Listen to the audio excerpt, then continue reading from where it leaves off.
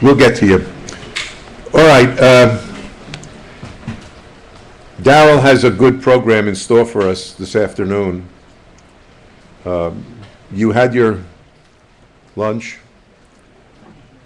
We're going to start with Brother Chuck Farris. Chuck, you all know, is the TV cameraman. He's cornering the market on 41s. When he gets them all working, you'll be invited to his ranch to see it work. I don't have to tell you much about Chuck, for the simple reason his bio isn't here. But Chuck is not a shy guy. He'll tell you everything you ever wanted to know about the front of the cameras, the middle of the cameras, the end of the cameras, and how easy it is to climb to the top of the stadium with the 41 over your shoulder. Come on, Chuck. Wait, hey, Don, They know you. Don, hold on just a second. Okay. You skipped ahead a little bit. Wait a minute. Yeah, remember, I'm going to go, I'm starting out. You want to hear from this guy? He owns the store. I got a few announcements. Listen to Steve. Okay. Just a few things. I won't take long, and then we'll turn over to something interesting. First of all, I think most of you know this. This is the 10th anniversary of the convention, and I think every year it gets better. And we had 109 attendees this year. I thought it was going to be slow because of gas prices, but we have a record number. We had 105 last year. You're siphoning out of your truck. Don't worry about it. Right. You all know the schedule. The only thing I want to point out, dinner is at 7 tonight at Abner's. And Abner's is easy to find. It's just right down on Main Street in a block north. You will, 5:30, about 5:30, the silent auctions will close, and we'll go around and pick up all the bid sheets, and whoever is the highest bidder will be the winner of the. We'll take only one copy of it, leave the other copy, so you'll know, if you're the winner. Lots of people to thank this time. I'll start with this fine man here, who Don, our great auctioneer and MC, and We make money. oh sure, we made money, and I think prices were just about what we thought they'd go for, which is really, some people got bargains, but they were pretty decent prices. Darrell Hawk and Steve Kissinger have worked their butts off on the facilities here in terms of organizing the silent and live auction and carting sets around and setting up chairs and all that sort of stuff. Dave Sika and Matt Pataray have done a wonderful job on all this video stuff. Ron Steinberg, who brought the equipment down. We wouldn't have this. We'd have some cheap little projector and a 4x6 foot screen if it wasn't for, and probably no PA system if it wasn't for these guys. Cliff Benham, who every year comes early and gets these creaky mechanical color sets working. And he was completely successful. They were all running out there. Already got that. Oh yeah, the wine and beer from last night was donated by Jerome Helfen from France, who unfortunately couldn't make it this year, and he sends his greetings. So you all had free wine and beer, which I'm sure you appreciated. Laura, who has done our data entry for registration and for the auction and so forth. Darrell, who has loaned his computer and dealt with all the presenters to get everything on a computer to make it easy for our demonstrations. And Laura is also going to be collecting the information about when you guys donate money, which I hope you do. John Tominski, who's helped with a number of things, including he's our Nazi here. Hold up the clock. Hey. He's the clock Nazi. So And actually, I've given him authority that if anybody is late, that he's to walk up on the stage and grab them and pull them off. Send them home. Got my hook. We couldn't get a hook. Sorry about that. Finally, Larry McIntyre, who you all know, has taken care of. You've seen him all over the place. He's everywhere doing stuff. So, and of course, all our presenters.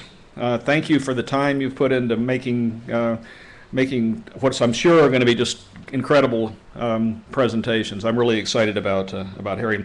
And if I forgot anybody, I apologize. One quick thing. Bob Gallanter, I think Don mentioned that Bob was going to make a quick report on RACS, which will only take a second. And if you have more questions, tomorrow there's a meeting at 10 o'clock about rebuilding tubes at the museum, and I'm sure RACS will be an integral part of that discussion. So if you want more details, come to the meeting tomorrow at 10 a.m. Should also mention 11 tomorrow is a workshop presented by Dave May and John Horvath, which you'll see on your schedule. And they'll all be here, obviously. So I'll turn it over to Bob.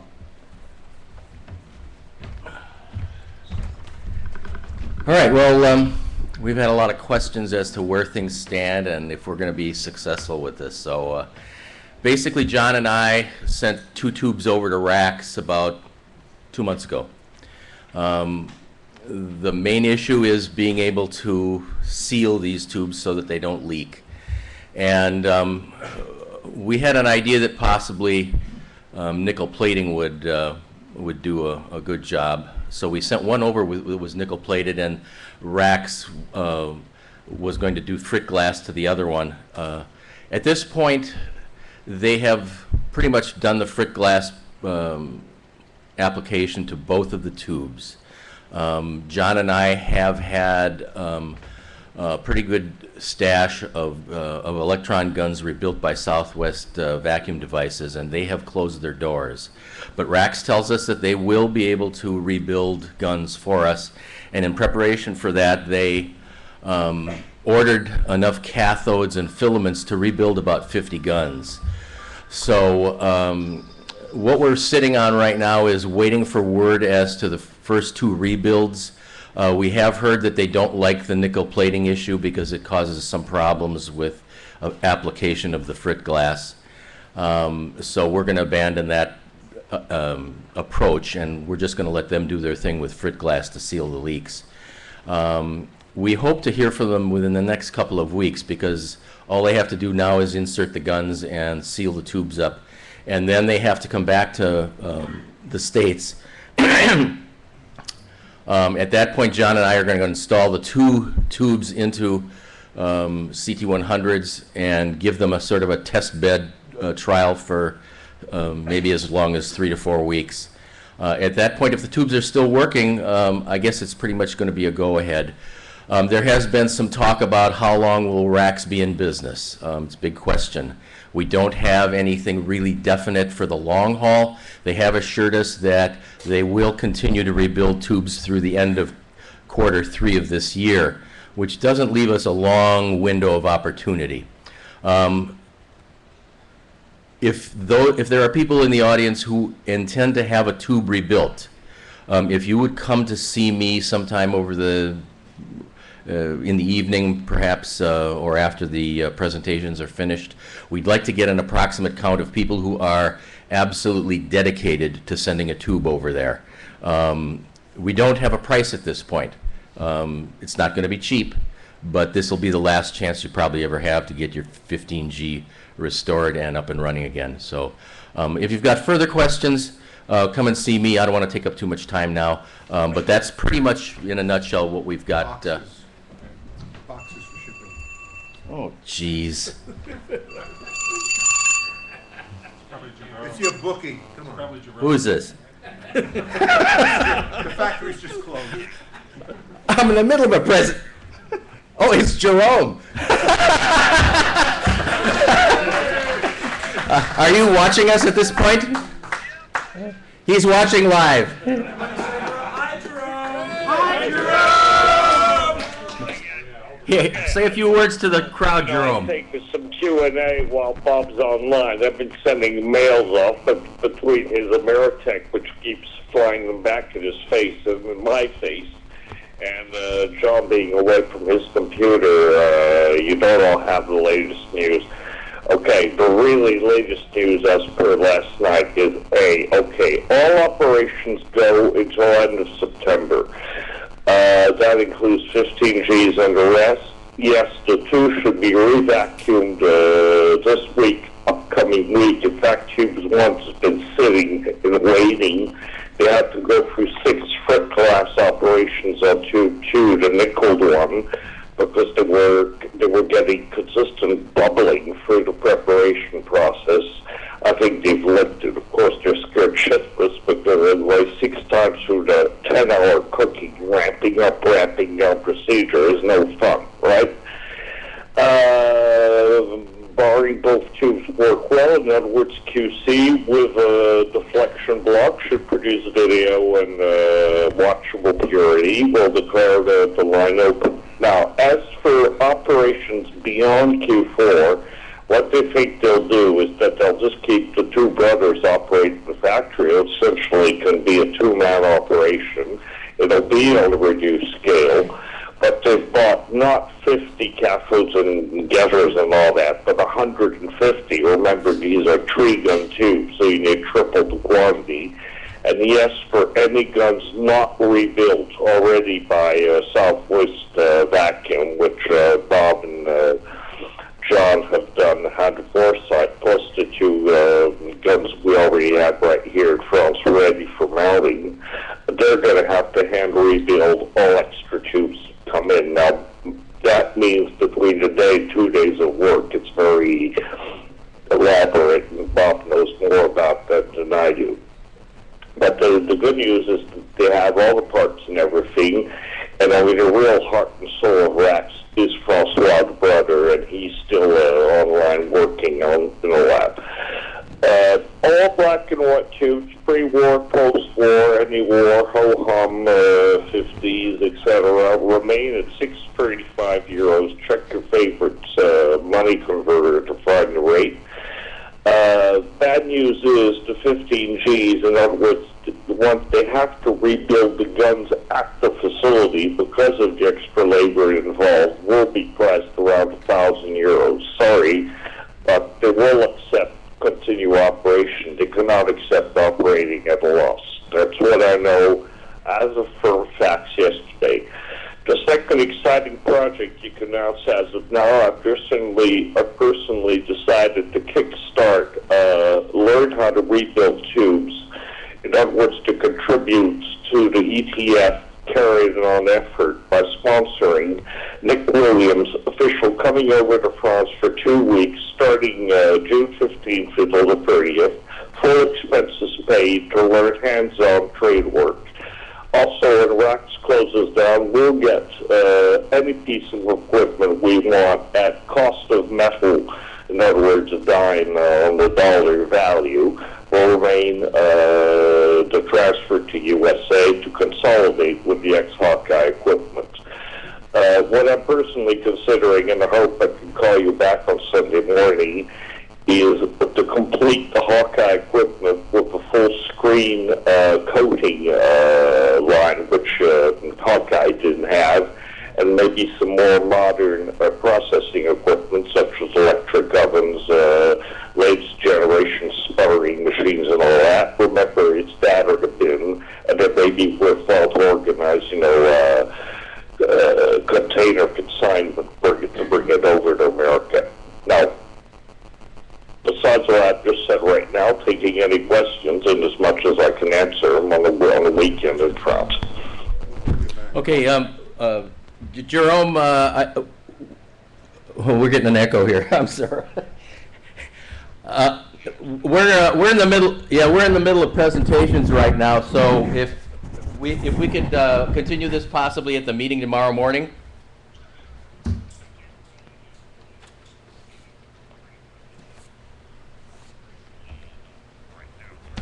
Okay. Okay, real good, Jerome. Thanks, Bob.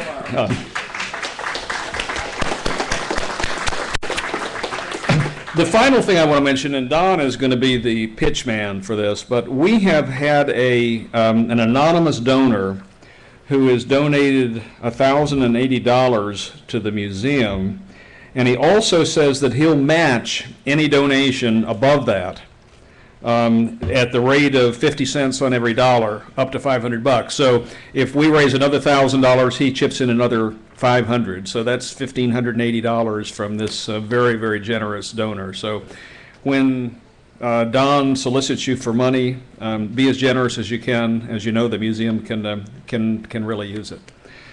So I will now turn it over to Don, I guess, or to Let me introduce Chuck. to Chuck. You're going to introduce him again? Okay. He needs Thanks. it. He needs it. He's the anonymous collector that nobody's ever heard of before. Come on up, Chuck, and tell us what you've been doing lately. That would take too long. Okay, let's get the. Whoa! All right.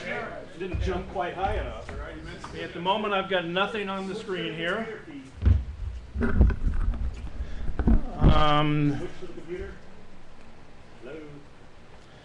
I need. All right, I'm not seeing anything on the screen here. Hold on, there you go. Okay. Switch over. All right, can I see it here on the screen? No, you only see it on that one for the slide. Oh, okay. Well, that will. All right. Thank everybody for coming, and the dozens of people that are watching us around the world. Thank you, and I hope there's a lot more. This is going to be a non-technical talk. There'll be plenty of yay. There'll be plenty of technical stuff coming later. This is a home movie slideshow that I've been putting together. I started out with about 500 slides, and I've got it down to 118. I want to give a little disclaimer here. I'm going to show the evolution of the television camera and a little bit about the broadcasting of pictures. Excuse me on the dates. I could be a year or two off here and there, and I understand that it's just a general idea of how television evolved through the TV camera and the broadcast image. So bear with me. I had to cut out a lot of stuff, so we're going to go general on this. First broadcast television image with a TV camera. There's some, 1926, 1928, whatever. There's our friend Felix. You can count the number of lines, and there was scanned there. Very famous image done in 1928. And then, let me see now. Oh, we're going to go. That's the end. Here we go. Some of these are small because I had to scan them out of books and magazines and stuff. There's an image from Baird, also around 1928. Let's give you an idea of how rough this stuff was, but it had to start somewhere. So back then, they were blown away by this stuff. Today, we go, oh my God. But that's how it started. There's our friend Felix with an early television camera. This was also around 1928. The lighting would bake you alive. I understand, and I've heard rumors that they went through a lot of Felixes on this demonstration because they melted. But it's a famous picture, and I've got one of those Felixes that I need to restore, and he's melted, so I don't know if he was actually used on this broadcast or not. But it's one of the early cameras from 1928. Okay, we needed to take a look here at the first photographic image that was ever taken. And this was done in France in 1826. And it's very important because this is how it kind of started. This was taken out of the window of an apartment in France. First motion picture. This was called The Horse in Motion, all the way up to 1878. Now there's some, somebody will say there's one before this or there's one after this. It just gives you a general idea. Look at the quality of this thing. And it was done on a bet. Do a horse's legs leave the ground? A lot of people said no. Well, obviously we can tell it does. And that's what started this. And it's very famous. And there is a video of this posted on the web if you want to see it. Radio, television, broadcasting radio or radio broadcasting television. This is an ad in 1929. they really started coming out with publicity when they were building this equipment because they wanted to get funding. So a lot of the stuff wasn't even working. They were in the prototype stage, but they wrote all these articles and put them in television magazines because they wanted to get funding. And this is an early one from 1929. Here we go with, hang on a minute. Here's an early television broadcasting station ad, 1929, 1930. I'm going to go through these fairly quick, but you can get the idea of the lighting that it took, and all this stuff was posed, but it was to raise money. Here's one, another one on the television station, and I'll just go through these fairly quick. You can see the lady there with the lighting, and see how close she's sitting. The lighting just baked these people to death, but that's what it took. 3D television. No, yeah, this is 3D.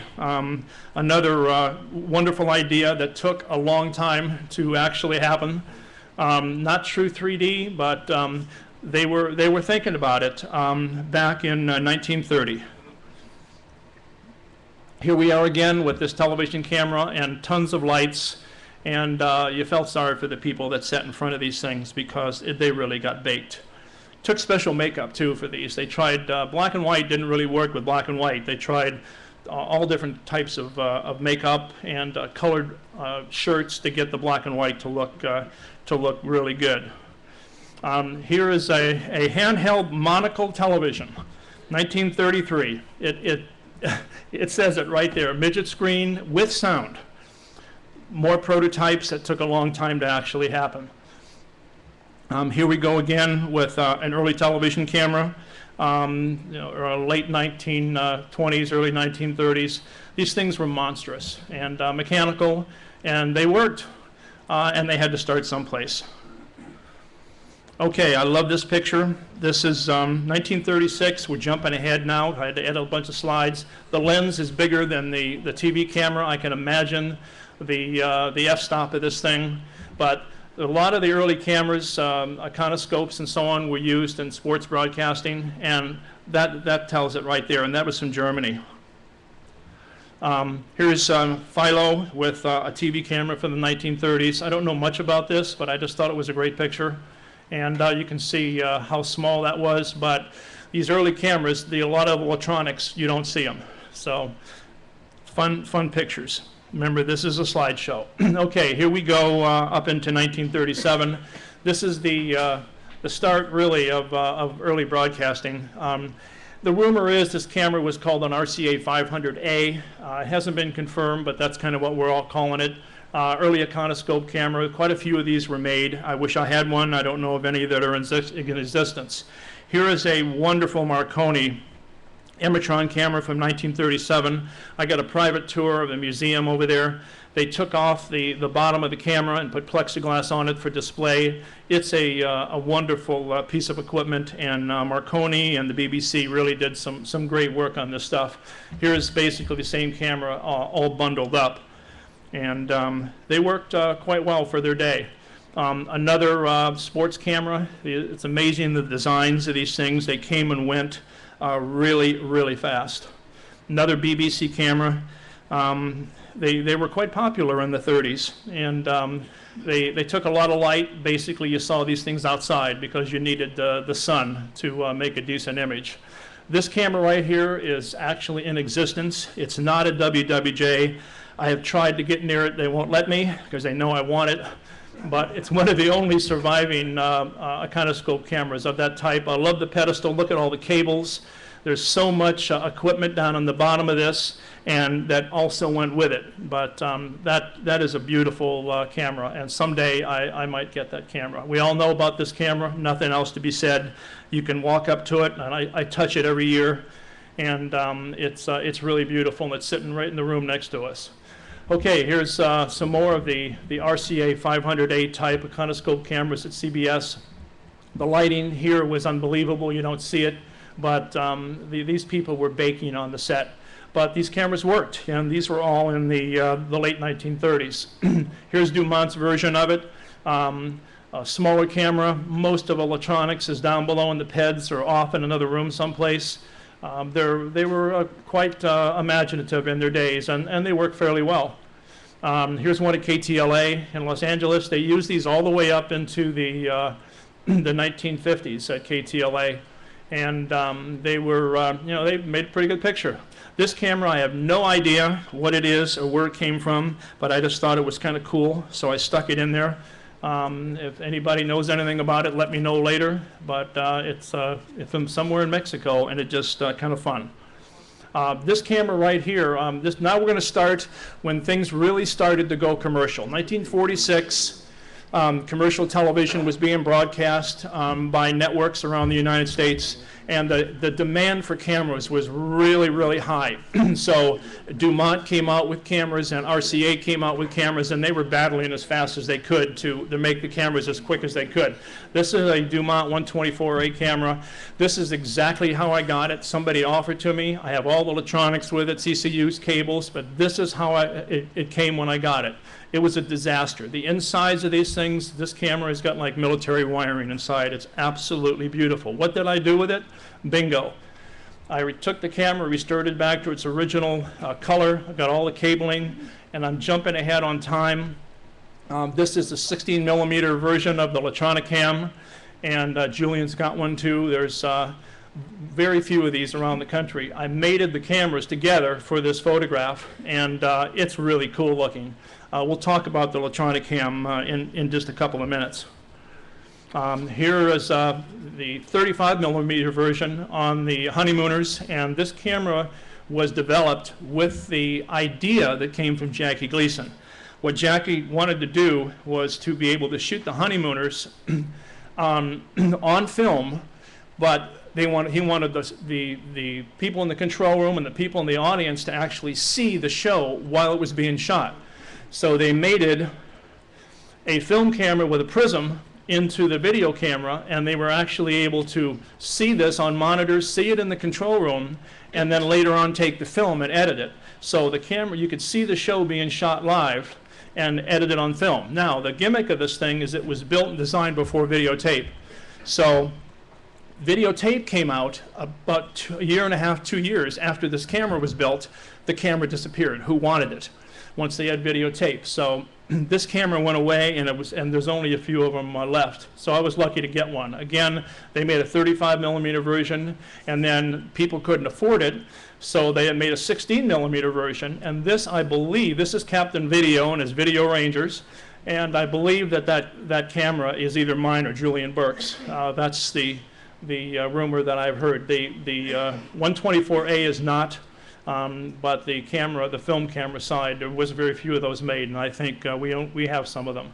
Okay, now we'll get into RCA. 1946, this is RCA's answer to the Dumont camera, and this is let me get to my notes. This is the RCA TK10, and it was the first commercial-made camera by RCA. Worked with Image Orthicon, standard black and white camera, and this camera sold like hotcakes and was used either in the studio and during remotes. This one, you'll notice, has some vent holes on the sides. I could talk all day on this, but RCA made these cameras in the beginning without vent holes, and they overheated, so RCA took the doors back and installed vent holes for free. A little bit later, 1 year later, 1947, they came out with the RCA TK30. This camera was used all the way up into the 60s. It was a workhorse and was a wonderful camera. The TK1131, this is somebody said, hey, let's put some handles on it to make it easier to carry, better electronics. When it was in the studio, this camera was called the TK11. The same head used in the field with the field supply units was the TK31. And this one is one I had here at the convention last year that was working, totally restored, and a fun camera. This is the picture of both of them. I'll jump ahead here real quick. I shot the 50th anniversary of Disneyland in Anaheim, and this is the setup that I built. And we actually televised the reopening of Disneyland 50 years later. And we did it with Image Orthicon broadcast to 60 countries around the world. It was a lot of fun. So I built this whole unit up, and it was all operating. TK14, this was a little bit better version of the TK1131, a little bit quieter. Didn't really sell because, and then here's the TK15, more of an industrial camera, Vidicon camera, was used through schools and cheaper stations that couldn't really afford the better cameras. Now we come to the TK12, 4.5-inch I/O. I could talk for an hour on this camera, but they made some mistakes with this. The camera didn't work very well. The picture quality was fantastic when it was working, but it wasn't designed very well. And this ABC and Hollywood bought some of these, and they had nothing but trouble with them. So RCA said, oops, send them back, we will rebuild them. And they came up with the TK60. TK60 was probably there's two cameras that I'll recommend as the best quality black and white cameras that were ever made. Top quality lenses, unbelievable black and white picture. Between that camera, and well, we'll come back to that, between that camera and a Marconi Mark IV, which I'll show in a second, was an unbelievable black and white picture. Unfortunately, it came out way too late. Color, came out in the 60s, and 1960 and 61, 62, these cameras were popular. Of course, color television was already out, so, but they still sold the television stations that couldn't afford color, and they made a wonderful picture. We'll go into some early handhelds from the 1950s, and I'll go through these fairly quick. Military used them. Look at all the equipment that was on the back. Transmitter was in there, and they were quite popular. There's an RCA one. Here's our TK33. This is a little later camera that was used by stations that couldn't afford the larger cameras. Ed Rutan knows this camera very well. We're not going to get into color.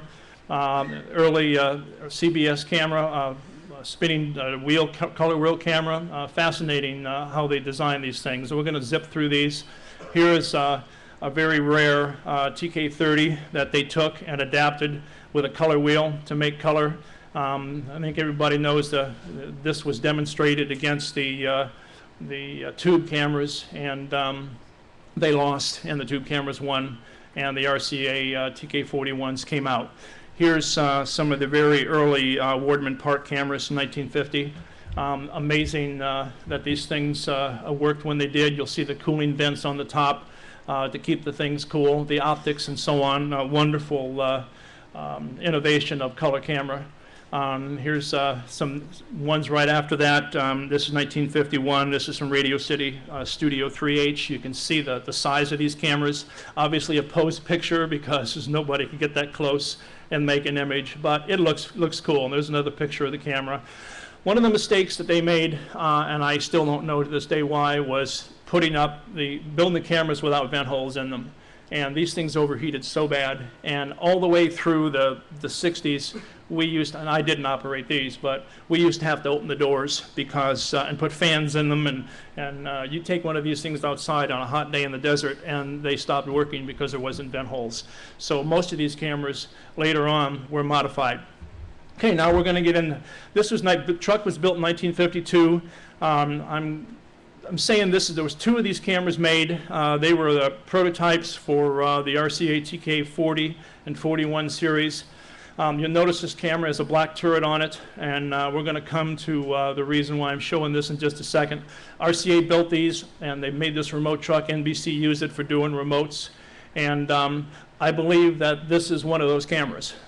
This camera has a long history, but it ended up being converted by NBC to the later TK41 optics. The dichroics were taken out. The viewfinder was a TK41C, but I believe, and Ed Rutan and I am doing some work on this, that this is one of those original cameras that you saw. It might actually be this camera or the other one that came out of that truck.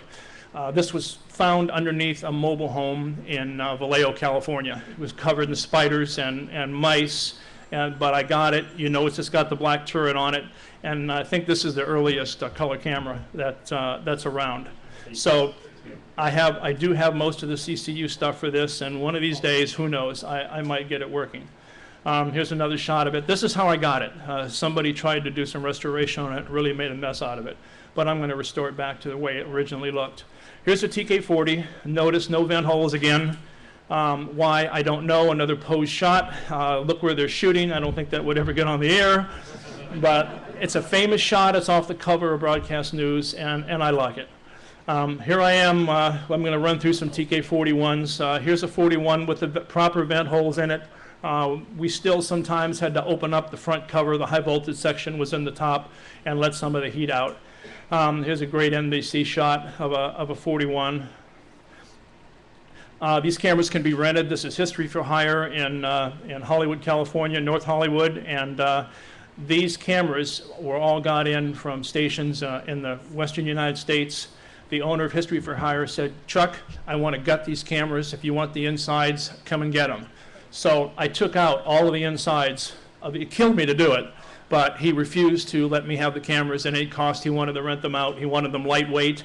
So I gutted all these cameras, and I've got the parts in boxes. And I'm glad to have them today because I'm restoring a camera. Here's the camera that I'm restoring. I won't take the time to go into the history of it. It's one of 3 that I have left now. This camera came out of Minnesota. It was an RCA loaner, and it ended up going into a small remote truck. I have the entire racks. There's the rebuilt racks. It didn't look like that when I got it, but this is the 100% complete chain that went with that camera, and that's pretty hard to find today. The proc amp, shading controls, and so on are here. Color plexer, waveform monitor, power supplies, and so on at the bottom. So I'm on the way of restoring it. It's going to take me a long time, but this camera will work. A little bit more of the view of it here. And a couple of 41s owned by Bobby Ellerby, a friend of mine. The TK42 was a strange camera. They invented this camera with focus knobs and zoom knobs on the back. It was a poor design by RCA. When you got out into the field with this thing and you tilted down, you could not zoom and focus and pan and tilt because the only thing you could do was just turn your wrists. And the cameraman hated this camera. Why it got ever built out in the field, it made a wonderful black and white picture. It did not make a good color picture. They added a 4th luminance tube to this camera because the early television sets could broadcast. We'll go back a shot here. There was not a luminous channel in these cameras, so certain sets could not make a good black and white picture looking at the color signal coming out of these cameras. So to do that, they added a 4.5-inch image orthicon. So this camera made a beautiful black and white picture for those that had a black and white set, but it made a miserable color picture. This was the experimental camera, which did not make it to production. They called it a TK42X. I guess that's what I'm calling it. And it never made it. 1963 for that camera. I don't know whatever happened to it. It's probably in the dump somewhere.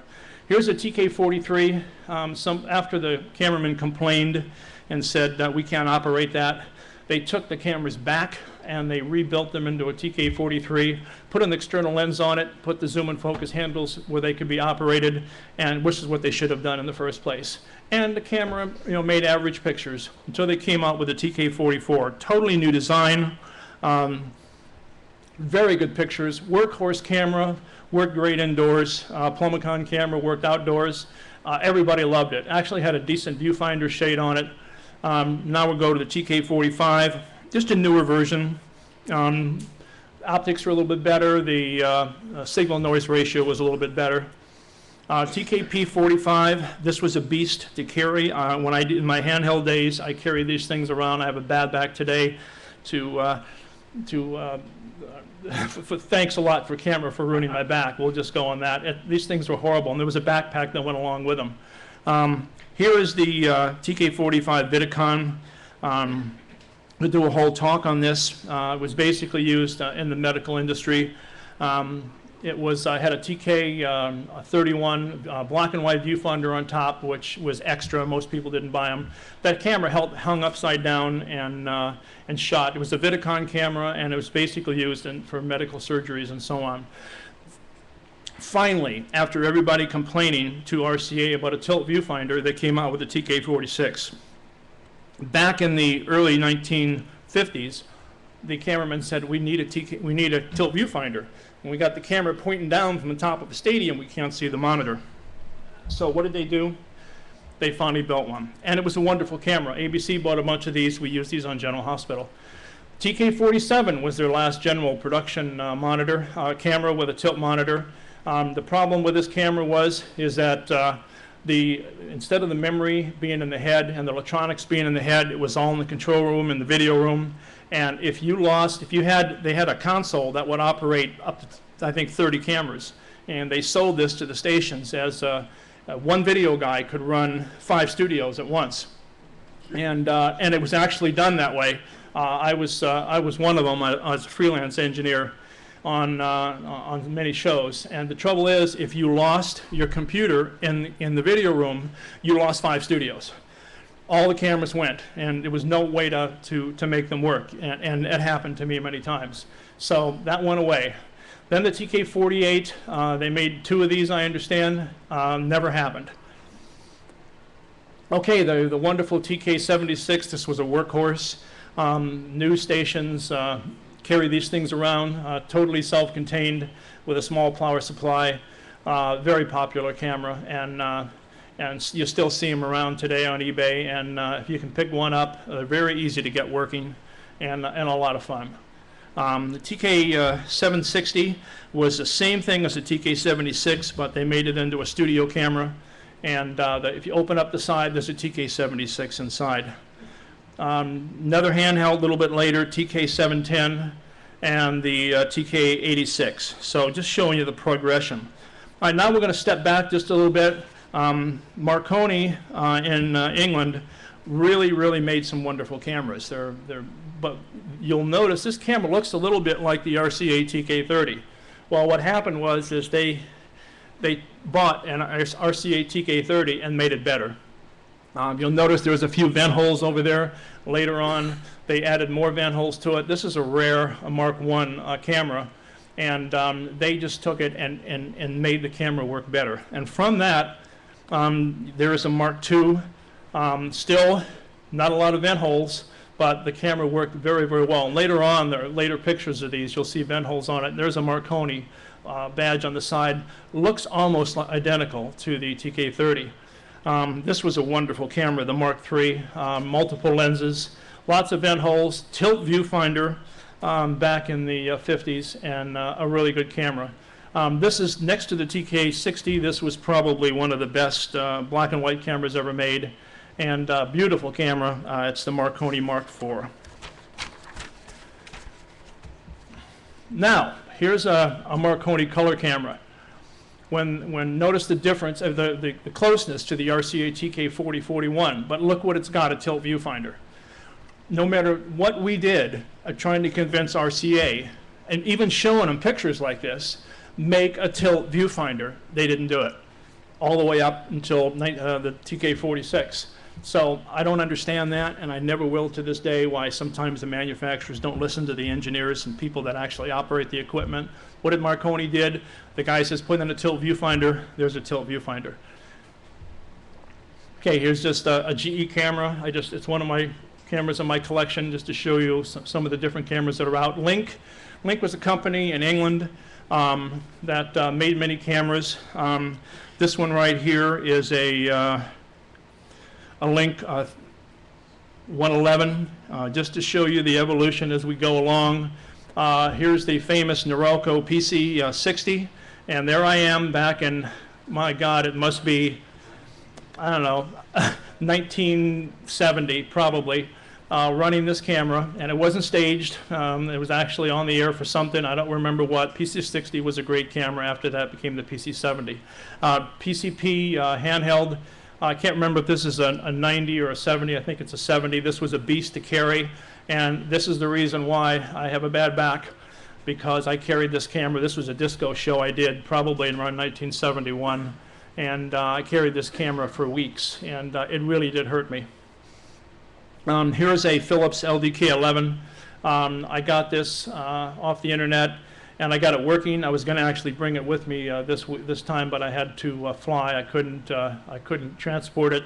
This is just my setup on my test bench. The camera makes fantastic pictures, and hopefully we'll be able to shoot some video and put it on YouTube or something. Okay, and now we're going to get into some of the film chain cameras. We haven't got too long to go. This is a TK20 a conoscope camera. Took a ton of light. I do have a full chain, and hopefully someday we'll get that working. TK21. Notice how small the camera is. TK22. TK25. These are all film chain cameras. TK26. Monstrous setup with a slide carousel and electronics and TRT1 in the back. Some of this stuff I just got in magazines. Now we're getting into some of the film cameras. This is a TK27. They made an A, B, and C series of these. They're basically TK44s and 45s put inside these cabinets. TK28, TK29, and we're jumping back here to the famous TK1 Indian head test pattern generator. By the way, if anybody's interested, I've got some reproduction Indian head test patterns over here that are normally $12.99. They're $10 at the convention today, and you're more than welcome to see me afterwards. Now is where we're really going to jump ahead, and we're almost done. This camera was the general design after the older cameras were pretty well phased out. You can take this design and say it was for tubes or for CCDs. They basically kept the same design. So we're going to just look at this one picture just to show you the differences in the cameras. The cameras were so much smaller here. Most of the electronics went back into the control room. And of course, with CCD technology, it didn't take a lot of power supplies and a lot of stuff to make the cameras work. The lenses were normally bigger than the cameras. We're going to jump right ahead into HD. If you'll notice, it's basically the same design as this camera, and almost all cameras are that way now. But what they did is they took out the hard camera technology and they inserted a sled with a handheld in it. And all the new cameras now all have a handheld camera that slides into the sled. And there's an adapter circuit in there. So what they can do, instead of having to build a handheld system and a studio system, they just pull the handheld camera out, slap a handheld lens on it, and you got a handheld camera. You need a studio camera, slap it in, and away you go. All right, almost done. Look at this. Remember how small those cameras were? Now we're talking about 3D. It is amazing how big these cameras are. I'm not going to get deep into 3D right now. This was a football game I did down in Tampa, Florida this year. You'll notice this is the two-camera system. When we shade these things, we've got to run two operator control panels for one camera. These are nightmares. Look at this guy carrying this thing. And there's a backpack that goes with it. So we're just about done. Look at the size of these cameras. They get smaller, and they get smaller. And there's the famous Hawkeye, one of the first cameras with a videotape recorder mounted to it. There's the Iconics camera. These things are about the size of your thumb. Just real quick, everybody was probably asking me earlier about my museum. I'm starting to put up my collection right now. That's what some of this stuff is. I'll just dump through it real quick. Eventually, I'll have everything up on display. This is my microphones and some of my old radios. This is about a tenth of my collection, but I am starting to display everything now. Hopefully, I'll have something online pretty soon, and everybody will be able to come over and take a look at the collection. And it's getting there. How do I lift my cameras? I'm single, I live alone. Thank God I bought a backhoe. And I lift all this stuff by myself. So that's how I get it from the garage to the house. That's how I get it from the house on the pedestal. I bought an engine lift, and it works fantastic. I pump it up, set it down, and away we go. Thank you very much. That's the end of the presentation. I hope everybody enjoyed it. Good. And I almost made it on time. Thank you very much.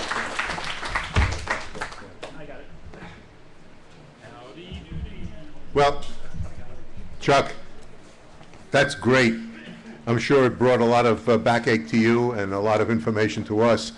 I'm very pleased with Bob Gallanter's presentation on the future of the 15G rebuilds. It looks like we may have a future. So those of you that are interested, keep in touch with Bob and Jerome. I think it's good news that Steve has got matching funds for our donations later in the day.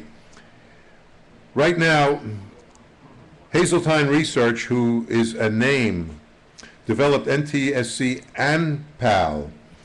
And George Lemonster, hope I pronounced it right, George, is going to give us a great presentation. What he remembers of his summer job in 1967 in television broadcasting and television equipment engineering through 87. So it's like, good number of years. And he's a physicist and a PhD in system engineering from George Washington, and knows a hell of a lot more than I do. Come on up, George, wherever you are. Well, that's great. Now watch your step and tell us everything you know. Well, that won't take long. Thanks. No, switch over. They got to switch, George, just a second. Sure. Okay, thanks very much. I'd like to talk to you today about Hazeltine Research, a really interesting company. Where's the receipt? Okay. Hazeltine was started in 1924 by Professor Louis Hazeltine. Among other things, he's a pretty prominent figure in the early days of radio. He was the head of the EE department at Stevens Institute of Technology, and he invented a circuit to neutralize TRF radios, and then he licensed about 30 manufacturers to build radios on that patent. They started their television research in 1932. He had an associate, Dr. Harold Wheeler, who was a pretty famous guy as well. He invented AVC, and he did research on television in the 1930s. He's probably most famous for his antenna theory work, but at any rate, that was beginnings of Hazeltine, but their business was that they were a patent holding company. They developed developed circuitry, patented them, and then offered licenses to people who wanted to build televisions and radios. Their primary business was military electronics. They're now owned by British Aerospace. Their headquarters was in Long Island, where they did the television work, and they had offices in Chicago and Burbank to support the television industry. In the color work, this is from one of their documents where they were giving a study session on color. They did a lot of education on color television, and so in '51 they pointed out that they had 27 engineers working on television, 67 on color. They built their own test equipment, flying spot scanner, monitors, and so forth to study. They'd built a complete CBS color system so they could analyze the color broadcasts from CBS. But their major contributions we're going to talk about today are shunted monochrome, constant luminance, and color phase alternation. So the story starts with RCA, and as you know, Dr. George Brown was the head of the research there in '49. I think he took that over from Ray Kell, and so they had developed a so-called dot sequential system. This is from their 1949 presentation or offering to the FCC. So what's going on is you have red, blue, green coming out of the camera, goes through some low-pass filters at 2 megahertz, and then they have a sampler here which is switching between these on 120-degree angles at a subcarrier frequency. And that goes into an adder. And then at the same time, they take the red, blue, green, mix them together with equal amplitudes, have a 2 to 4 megahertz filter. This was the so-called mixed highs that was done by Alva Bedford. Then they take the mixed highs and add that in, low pass the whole thing to fit into the 4 megahertz channel and out to the antenna. So a number of things about this we'll talk about, but anyway, this was their basic proposal. They had equal chroma channel bandwidths and equal gains on the RGB. This is again from their proposal in '49. They were using on this proposal 3.8 megahertz sampling. So they said, well, we can do 1.9 megahertz response in the chroma channels. And one thing I'll point out is in this, notice you're taking 0 to 2 megahertz on these filters. So that's including the low frequency end of the video. But when you multiplex these and sample them 120 degrees, you get an output signal that follows the peaks of these waveforms, and that becomes the chroma, the signal that's being put out.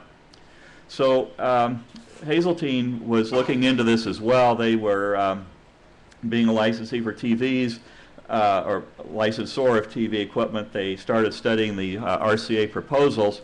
Most of the things we're going to talk about today were done by Bernard Laughlin. He published his memoirs in a book called Hazeltine's Colorful Days. It was self-published just some months before he passed away. And I was fortunate enough to get a copy of this book many years ago from a friend of mine, and that really had a key to a lot of the things about Hazeltine. So it's a kind of an equivalent to the George Brown book, a part of which I was. So Hazeltine looked at this system, and this is from Laughlin's paper that was published in the IRE proceedings in 1951. Now here Laughlin's using a little different filter, 1.5 megahertz wide. He's using 3.5 megahertz sampling. But the idea of what's really going on here is that when you sample the way RCA did in the dot sequential so-called system, you get a baseband down here of whatever the bandwidth of this filter is here, and then you get the sampling frequency here, and that is then going to have sidebands plus and minus of this same bandwidth here reflected about the color subcarrier frequency right there at 3.5. And then this dashed line represents the bandpass of the transmit video channel. And they're showing it here in this diagram. Here's with the 1.5 megahertz crossover. So this is the baseband RGB sampled, so you get the luminance from DC up to 1.5 megahertz. And then you have a crossover system here that's brought in where the mixed highs come in. And then on top of that, you have the subcarrier with the interleaved sidebands of the color signal reflected about that 3.5 megahertz carrier frequency there. So a lot of stuff going on in there. And this was called, Laughlin always credited Bedford and his mixed high system, but as you can see, they called this simultaneous system. It wasn't really dot sequential when you look at it. And Hazeltine looked at these things more in the frequency domain rather than being a sequential RGB type of thing as we often think of what they call dot sequential.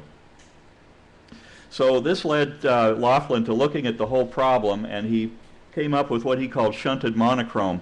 And this was filed in May of 1950. And it says the monochrome developed from the composite signals RGB are equal values. So he's not weighting them. There are equal values RGB out to a bandwidth of 4 megahertz. So what he's really doing, he's taking the RGB, he's adding them here, and he has a filter from all the way from 0 to 4 megahertz. So he's taking the whole Y bandwidth, running it out to the color adder here. But the other interesting thing is here's the samplers, basically the same thing RCA does in their dot sequential, but the filter here from 2 to 4 megahertz is only passing the chroma. So he's not allowing the 1.5 or the low frequency video to go through that color sampler circuit. He's using the chroma channel to pass the chroma and the luminance channel to pass all of the luminance. Then the second thing that Hazeltine came up with was so-called constant luminance. And the basic, it's very simple. It says signals in the band-shared color channels shall not affect the luminance of the reproduced picture. He filed his patent in May 1950, and whereas RCA's dot sequential had equal gains and equal sampling angles, they found that experimentally at Hazeltine in particular that this caused more noise in the picture than you needed for good resolution. So when you have the way RCA was doing it, because they show that noise is going to be more visible in the green than the red than the blue related to these luminance values. So a combination of the shunted monochrome and the constant luminance gave them about 8 to 10 dB better signal to noise in the chroma picture, in the overall picture. Here's another example of from Laughlin's paper in 1951. Again, you can see the video. This would be on a receiver, and constant luminance is a function of a receiver because they have output video brightness. So the video comes in, he passes these off to the CRT. Here's the 2 to 4 megahertz filter, so he's only looking at the chroma information in here, goes to the DMODs, and has the three 120 degree axis DMODs and the filters to pass the color information back up here to the display. Now, when they started with the constant luminance concept, that means now we're going to weight the values of the Y channel to reflect that you're going to have 2/3 green, 1/3 red, and in this particular example, they didn't even put blue in as a luminance value. As we know, it doesn't contribute much. They took the chroma, ran it here through the DMODs, and combined it just like here, but again, the difference is that we're starting to put some weighting into the Y channel mix. Here was another example from the same paper of the transmitter for constant luminance. So what we're doing here is, again, we've weighted the Y signal, so we have 2/3 green, 1/3 R going out to the video channel. We take the RGB, create, in this case, R minus Y and B minus Y. We bring in our subcarrier here with the 90 degree offset, generate a chroma signal that goes out through a filter and out into the output world. So it's starting to look a little more like the later versions of what we know today as NTSC. The receiver for the constant luminance has the chrominance filter, the chroma demods. They derive the G and feed the luminance wideband out to the CRT. So the advantages of the constant luminance system is that high frequency beat node interference is less visible. In the RCA system, it would tend to beat down into the lower frequency range and be a lot more visible. With the weighting of the color channels, the noise in the chroma is less visible. There's less crosstalk of high frequency video components into the color channel, eliminating the shimmer that was always talked about in the RCA demos.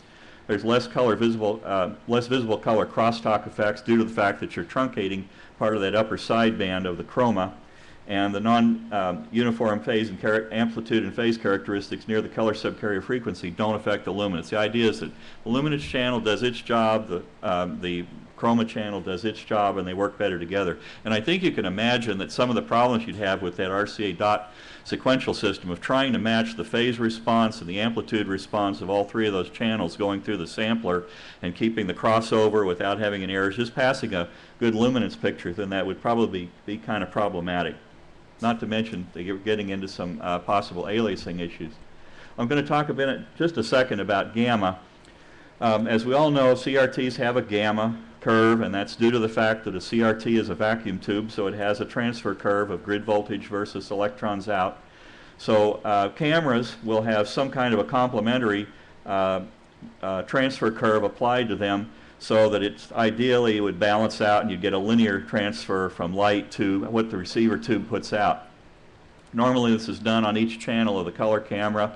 There's some differences when you start getting to matrix and so forth, but the idea in general is that this is done at the camera RGB channels, and they have to match together. And camera guys, of course, as you know, use a chip chart with a logarithmic array of values to try to understand if what the curve of the camera as you set the gamma really is, and understand that it's correct for a particular type of gamma correction you want to put on. And the reason I bring this up is that a lot of the books you pick up on color will talk about the failure of constant luminance, and it is true there are some errors by doing this matrixing and doing this the color the way we are in all these systems. There are some luminance values errors, and they may be large if you have really saturated colors, but as we know, color television doesn't really have very saturated colors. They're pretty modest, so the errors appear to be livable. And there's been lots of methods proposed to do this. Even Zworkin and Morton's book, Television, from 1954, has extensive discussion on how they were going to correct this back then and do the correction in the receiver and get rid of this error. But I think in general everybody's taken the approach, it's just too much of a expense and it's not necessary. So PAL and CCAM didn't make any changes, and we've done all these receivers for decades and nobody did anything about it, so it must not work too bad. And as Bob Hurst from RCA said one time in a class, it just has to look like it works. So I think that's probably... So the improvements that Hazeltine demonstrated, shunted monochrome and constant luminance, they considered to be improvements to the RCA dot sequential system with mixed highs. And as you saw in that picture of Laughlin, they had a whole lab full of equipment. They had switches on everything so they could change filter bandwidths. They could demonstrate all these changes to people, and they did a lot. They demonstrated to many groups, to lawmakers, to the FCC, to RCA, everyone they could. All their licensees would come in and they'd hold classes for them to show how these things work. And so the combination of shunted monochrome and constant luminance they felt was giving 8 to 10 dB better signal and noise on the picture. And they improved, in one of the demonstrations was the FCC on 27 April 50, and to RCA engineers they invited back on the following day to show them.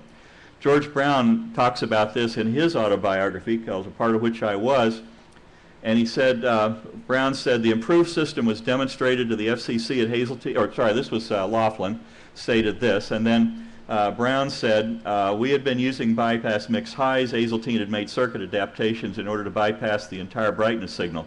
The final picture was greatly improved over the arrangement we had been using. It is difficult to describe my feelings when this development was unveiled. Probably an expletive deleted, and why didn't we think of that? When we returned home, we immediately changed the transmitting and receiving apparatus to make use of the brightness signal and with the most beneficial results. However, we felt we should study the constant luminance approach further. And they didn't waste too much time. As we said here, 27 April 1950 and the RCA the following day. And then a month later, 29 May 1950, RCA filed a patent. Here's the bypassed luminance filter here, and here's the chroma filter going into their phase detectors. After Hazeltine demonstrated this to the RCA and to the FCC in recognition by RCA, Laughlin said RCA went ahead and submitted a dot sequential proposal to the FCC in the summer of 1950, and then in October of 1950, FCC made their final decision saying RCA system was impractical and approved the color wheel. Fink pointed out that RCA later demonstrated a bypass monochrome receiver. This had equal channel RGB gains, not the constant luminance that we saw earlier, where they weighted the luminance, weighted it. But the comment by Fink in an editorial in the IRE said that RCA demonstrated a revised form and acknowledged the contributions of Hazeltine. The shunted monochrome technique was used, and a notable reduction in the dot structure in color in black and white was visible. So in the final analysis, the NTSC approved shunted monochrome and constant luminance. They were made part of the NTSC standard, and PAL and CCAM also adopted the same techniques. The next thing we'll talk about is CPA. So the progression of color research in the NTSC committees and the television industries was from dot sequential and mixed highs to shunted monochrome and constant luminance, and then they took on CPA.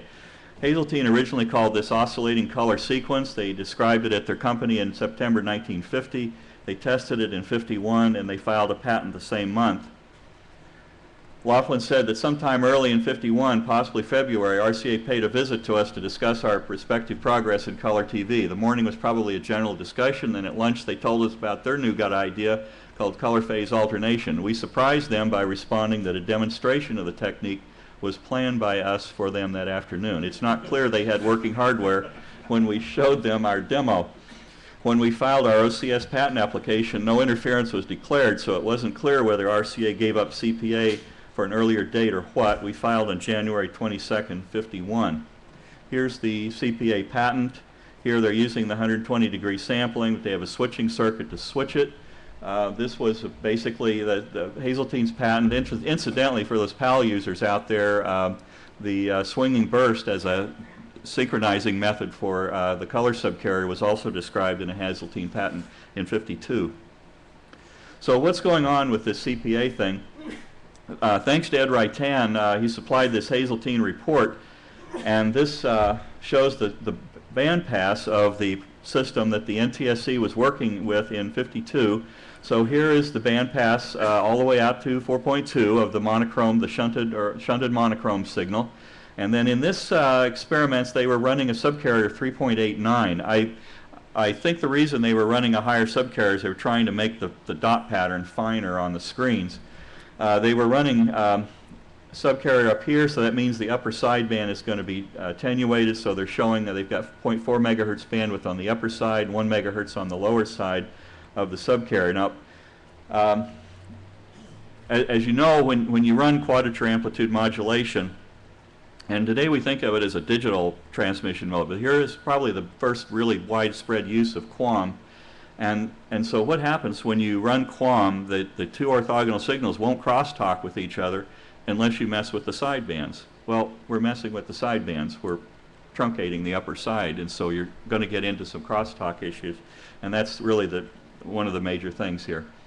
So here was the encoder that was used in the 1952 CPA demos. This is probably going to look pretty familiar. Here you have the gamma correction in the RGB channels. We add that then these signals into the monochrome generator with the very familiar weighting for the Y channel. Run that over to the adder, and we take the video from the Y, add it to red and blue to get R minus Y, B minus Y, run it through our modulators at 90-degree offset, and then interestingly enough, here the R minus Y channel is flipped in phase 180 degrees, whether it's field 1 or field 2. and then you go through a bandpass filter, and then you go through a group delay equalizer out here and out through the transmitter. Now, it's going to look, I think they're starting to look a little more familiar as an encoder. So why did they do this? Well, the reason originally was to reduce the crosstalk of the orthogonal color channels when you have non-symmetrical sidebands. This was a cover article in the 1952 electronics magazine called Electronics, and it was also again from the report that Ed supplied from Hazeltine. So here we have yellow, white, yellow, white. So what's going on is in these areas here where it's white, they're turning on the blue channel. So what's going to happen when the blue channel comes on here, you're going to get some crosstalk in the red and green channels. So it leads to this fringing here. And then when you flip the phase back and forth on alternate fields, then they tend to null out, and that's what you get down here in the bottom picture. So that's the reason that they were doing this phase flipping, or the alternating of the phase. Here's another example of it from the 1951 paper by Laughlin on oscillating color sequence. Here they're using the 120-degree sampling, and so here we turn on the blue, and the blue comes on, and it creates a disturbance in the R minus Y and G minus Y channels. But if you flip the phase on the alternate fields, the subcarrier bobble tends to kind of null out, and you fix it. Another reason, of course, to have CPA is what's touted probably the most is what we call differential phase and gain. A lot of these stations, you know, use their same transmitters they had with black and white. And a lot of people were using black and white equipment when they started passing color signals through them. And so what happens is you have a video signal coming in, you have, say, stair step with subcarriers. So each of these steps has exactly the same amplitude and exactly the same phase of the subcarrier on burst. And as you increase the video level, that goes through the transmitter's transfer curve, and they're going to come out with not exactly the same amplitude and or phase.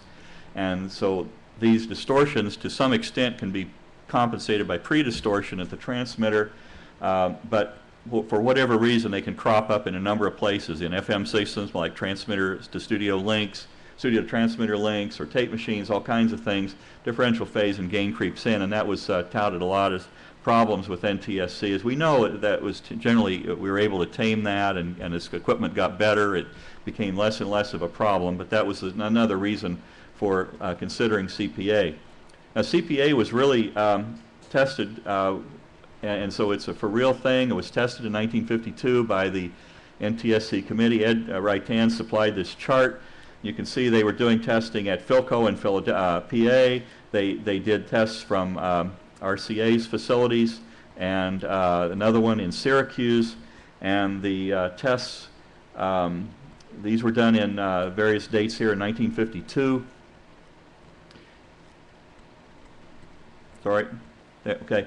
The receivers, there were quite a number of receivers built by all the major folks, and so it is possible that one of these receivers here, we don't know, but it's possible one of these receivers that RCA had supplied might be the one sitting in the room in here that was a CPA set used in these demonstrations.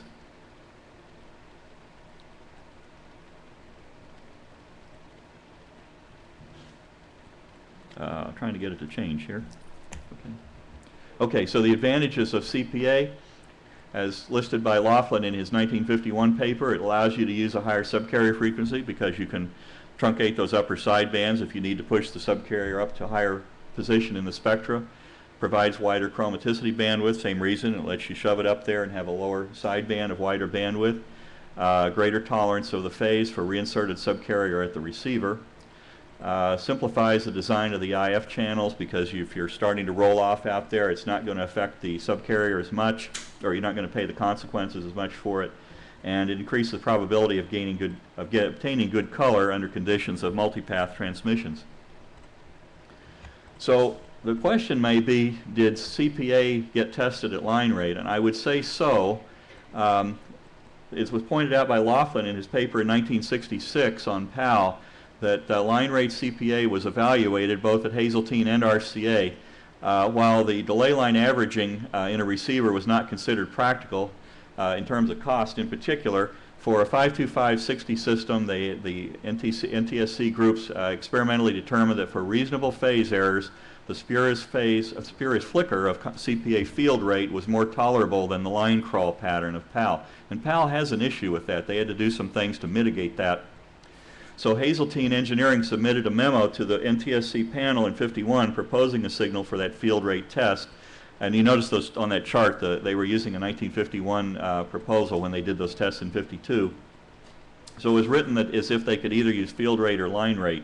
So clearly they were looking at this issue and studying both ways of doing it. It says an early version of this memo exists with line rate written in, but just before submission to the FCC, we decided in favor of recommending a field rate. So then finally Hazeltine recommended CPA field rate.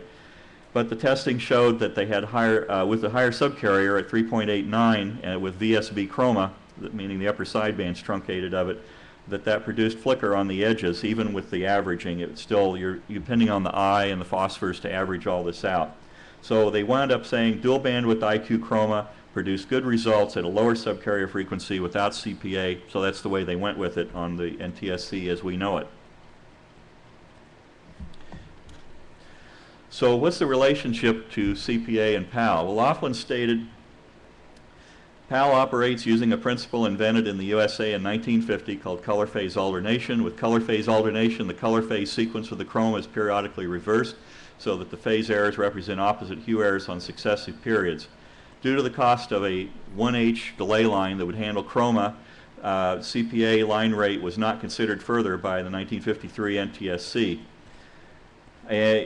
Patents filed overseas require a maintenance fee. So 4 or 5 years after the NTSC decision, while Europe was investigating color TV, Hazeltine decided to drop the European CPA patents, but Hazeltine's European patents would have clearly covered PAL. In 1965, Brook at Telefunken announced phase alternating line system. He put a paper in 1966 in the IEEE describing the PAL color television system. Incidentally, Laughlin wrote a paper for the next issue describing all the work that we had done on CPA. There were no references to the USA CPA work in Brook's 1966 paper, and I bought a book of Telefunken's papers by Brook, and there's really just one small reference in there about CPA. They don't. That's about, there's really no major discussion of it whatsoever. And that's it. Any questions? Again, we learned.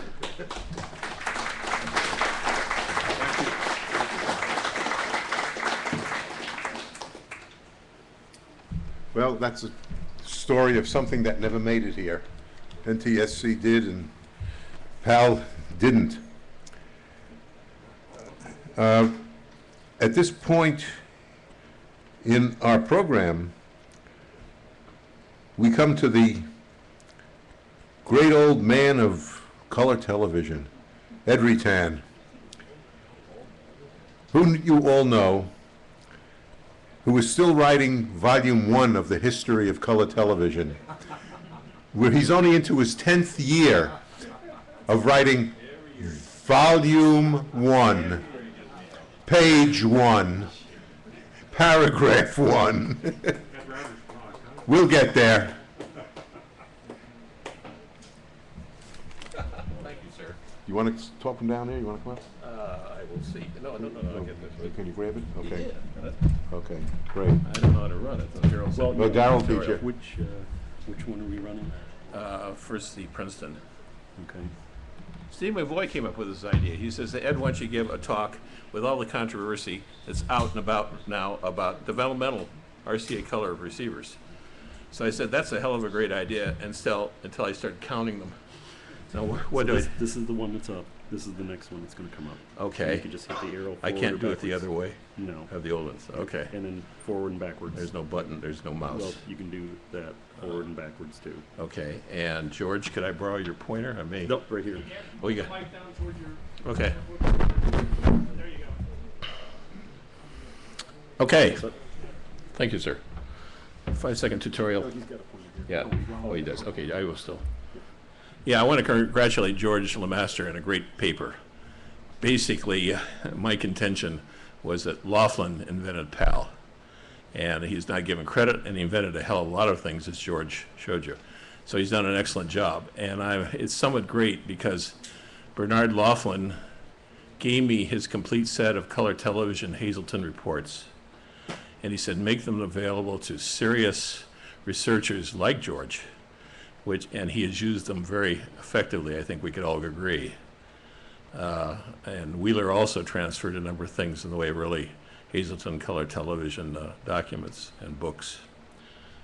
So the stuff is being used. I'm happy. Okay, we want to talk about RCA developmental receivers. Basically, receivers originated from two different locations within RCA.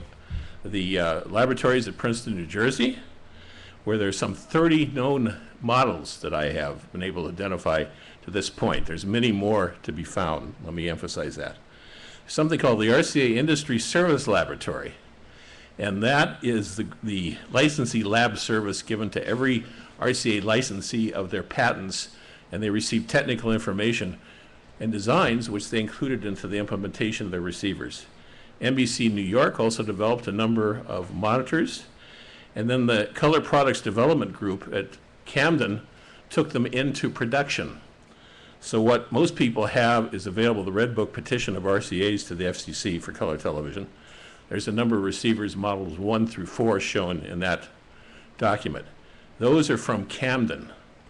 And the initial mystery of the NICS receiver has come down to the identification, I feel, that it comes from RCA Labs at Princeton, New Jersey. Now I can go forward and back with this magic wand.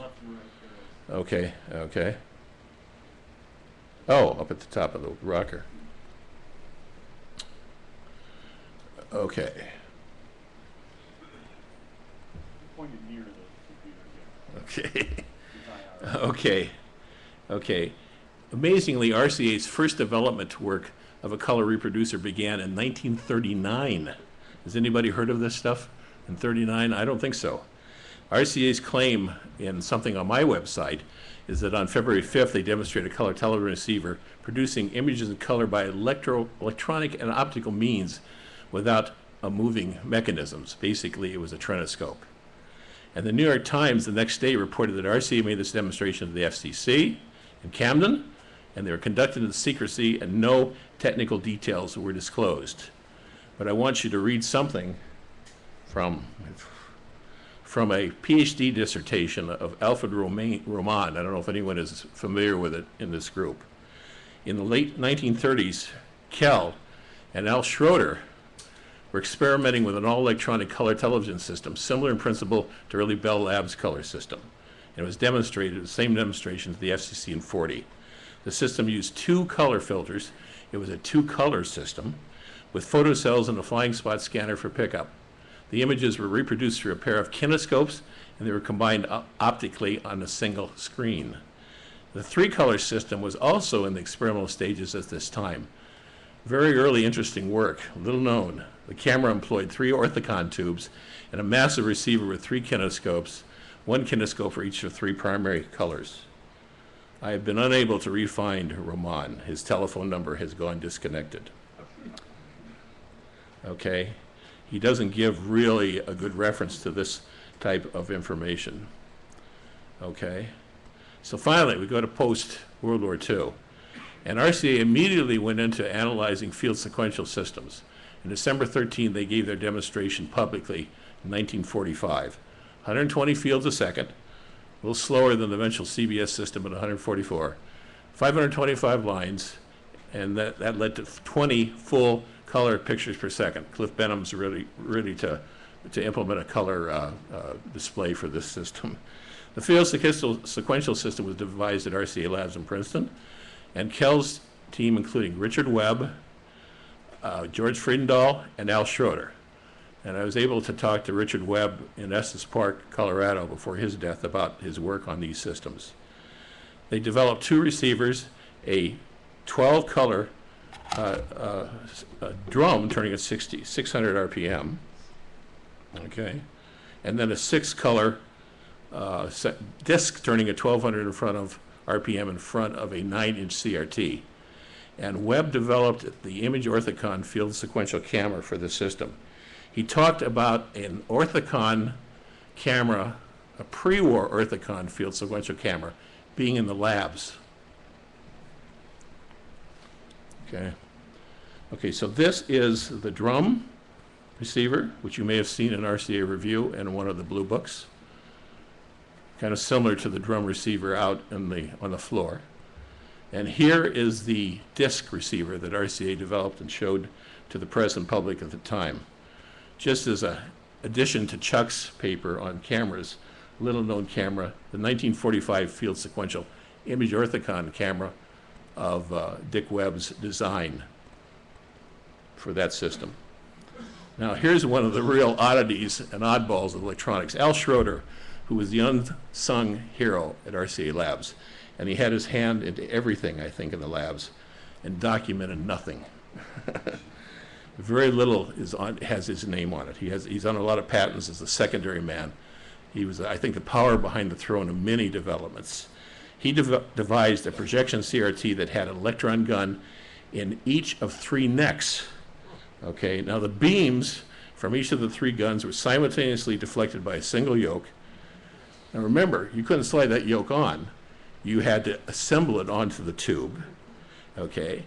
And that imaged 3 different red, green, and blue images in different areas of the phosphors on the screen. He then covered each of those images by a red, green, and blue Radan filter. He had prisms to converge them back into an image through a lens, and the result was a full-color image. Richard Webb, in his book called Television Areas, I don't know if anyone's familiar with that, you should get it, shows this, and it's an RCA Labs photo. Again, here's the 3 necks on the tube, the filters on front of the face of the tube, and the prism that combines them through a lens, and Webb says you projected it back onto a piece of paper. Wild stuff. Their first demonstration of an all-electronic receiver was on October 30th, 1946, and later in November. It was the first all-electronic simultaneous system of RCAs. They committed to that very early, even pre-war, as we were able to see with the initial work they had done in 1939 and 40. It had 3 3-inch CRTs built in Lancaster using refractive optics imaged onto a 15 by 20 inch rear projection screen. They used a slide scanner, eventually a 16 millimeter rapid pull down film transport, and a talking head, as I'll show you, scanner for the generation of live images. The group was Kell, Ray Ballard, Al Schroeder, Wendt, Friedendahl, and Zickley, who was on the patent. Webb told me Zickley was very interested. He would sit around and listen to everyone's conversation, and then he'd file a patent on the result. That's off the record, but a great story. Here is the live pickup talking head camera, as I call it. Take a CRT, image it through a lens, through a hole in the middle of an array of pickups, tubes with color filters on them, and have someone stand on this stool and look through it. One of the first live color cameras. Chuck, I think that beats some of yours. It does. So you'll buy that one. Here's the demonstration of that. We see Sarnoff and Engstrom, the head of the labs, Dr. Engstrom, and Ray Kell, the famous Ray Kell, adjusting the focus of one of the 3 tubes onto the back of that projector screen. Here's Wendt also holding the lenses for those 3 tubes. But it worked. Now we have the RCA simultaneous color system, which was demonstrated at the Franklin Institute in Philadelphia in 1947. They were projected onto an 8 by 10 screen. The screen projector was developed by Epstein with a team of Leverance who developed the high intensity surviving phosphors, and Randall Ballard and Carl Wendt and Al Schroeder for the sweep and convergence. Here is the projector, 3 large Schmidt opticals with a 70,000 volt Westinghouse power supply. Be very careful with this projector. Okay, and shortly thereafter, Webb developed the world's first electronic live color camera. Again, a treat for you. And he showed this to the world. Again, 3 image orthicons, which is shown here. Okay, that is a camera, a picture which precedes the Wardman Park cameras, which are copies of these cameras that were used for the initial FCC hearings. Simultaneously, he developed the world's first laboratory trinoscope. He uses the word trinoscope, so I will too. There's a debate on that, but he used that in his book, and talking to him, that's what I'll call it. Again, you see 3 tubes, most likely, well, this is green facing forward through a cross-dichroic, a red tube facing downward, which is reflected off this dichroic forward. You're viewing in this direction into here, and a blue, which is upward and is reflected off this dichroic, which you also view. That was the first one. During a visit to the labs in '79, I was shown an 8x10 transparency negative of the Monster trinoscope, which used 16-inch CRTs instead of the 10-inch CRTs that everybody else used. And it was just 6 foot tall, 6 feet deep, 31 inches wide, and they were embarrassed about the size, so it was never shown outside the labs. And I only saw it as a negative, so I didn't see too well. I have been unable, hopefully with Dave Sika's help and John's, we'll be able to find if any photos exist from the lab still. Now we move into the field sequential color television system that RCA responded to the July 11th FCC 49 call from the FCC for hearings on color television systems. And they began their glorious panic program to develop a concept, which they didn't have at that time, for a color system, the studio gear and receivers. But think of the vast resources they threw into this and what they accomplished in such a short time.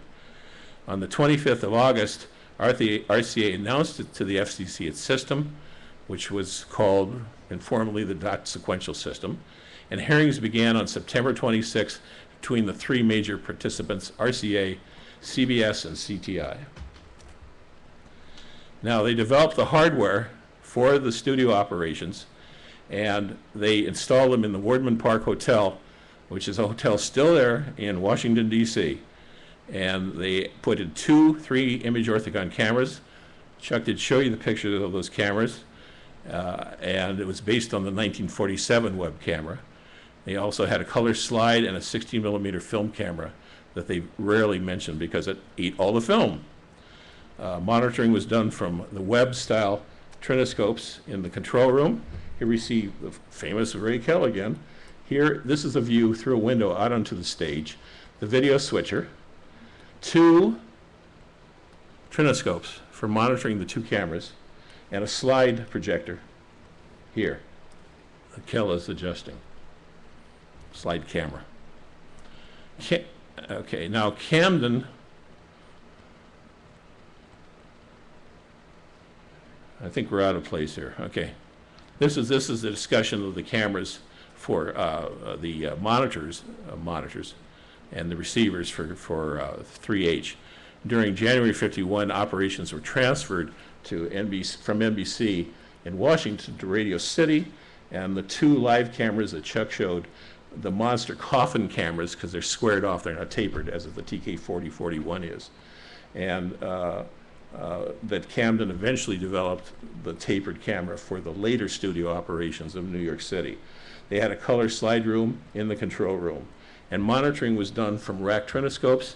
This is 3H in New York. Again, we see 3 trinoscopes. Very limited viewing angle. You had to be straight onto those things. Remember, you're looking at a tube which is several distances away from the front of the face of that 19-inch rack because of all that mirror arrangement.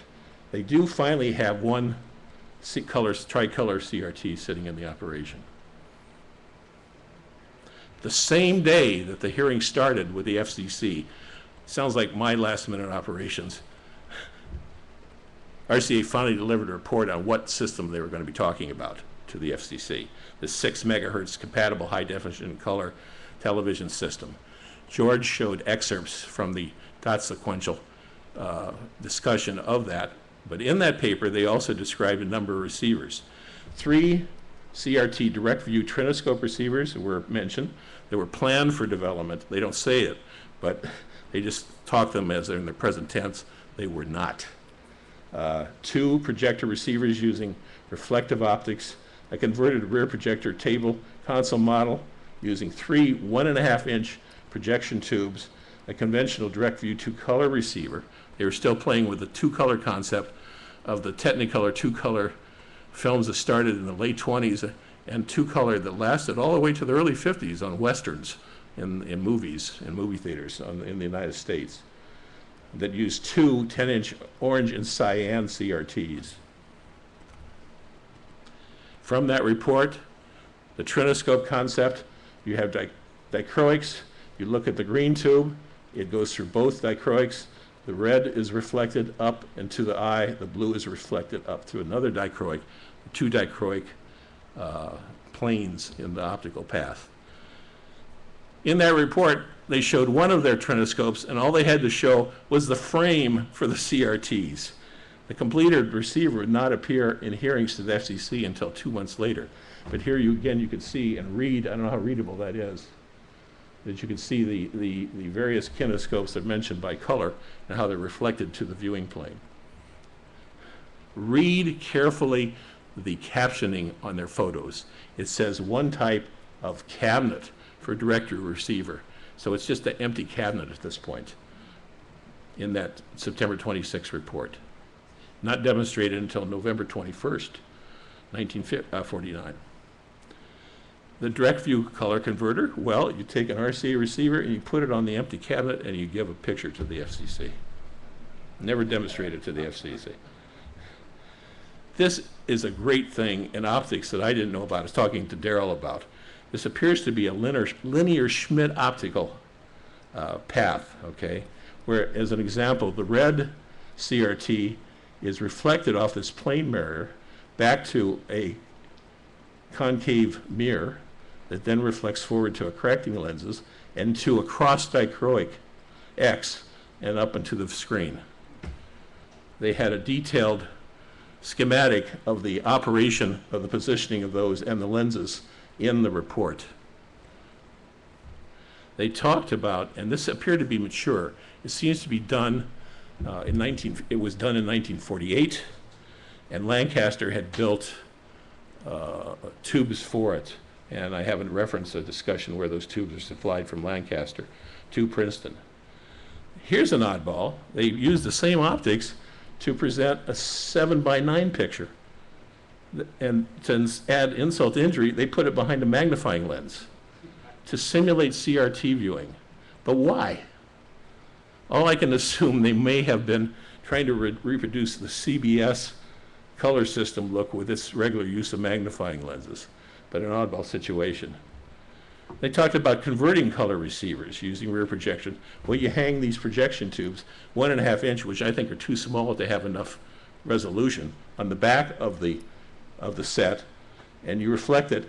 You remove the CRT on your 630 and you replace it with a viewing screen and have a rear projector on that 630. Strange. Now we get into the 2-color. They never showed this to realization, to operability. But here is a 630 for 2-color reproduction presented in that same report. Appears to be a cheap mock-up and maybe cardboard, and never appeared later as a completed operational model. RCA was great for this, so showing mock-ups at demonstrations and introductions.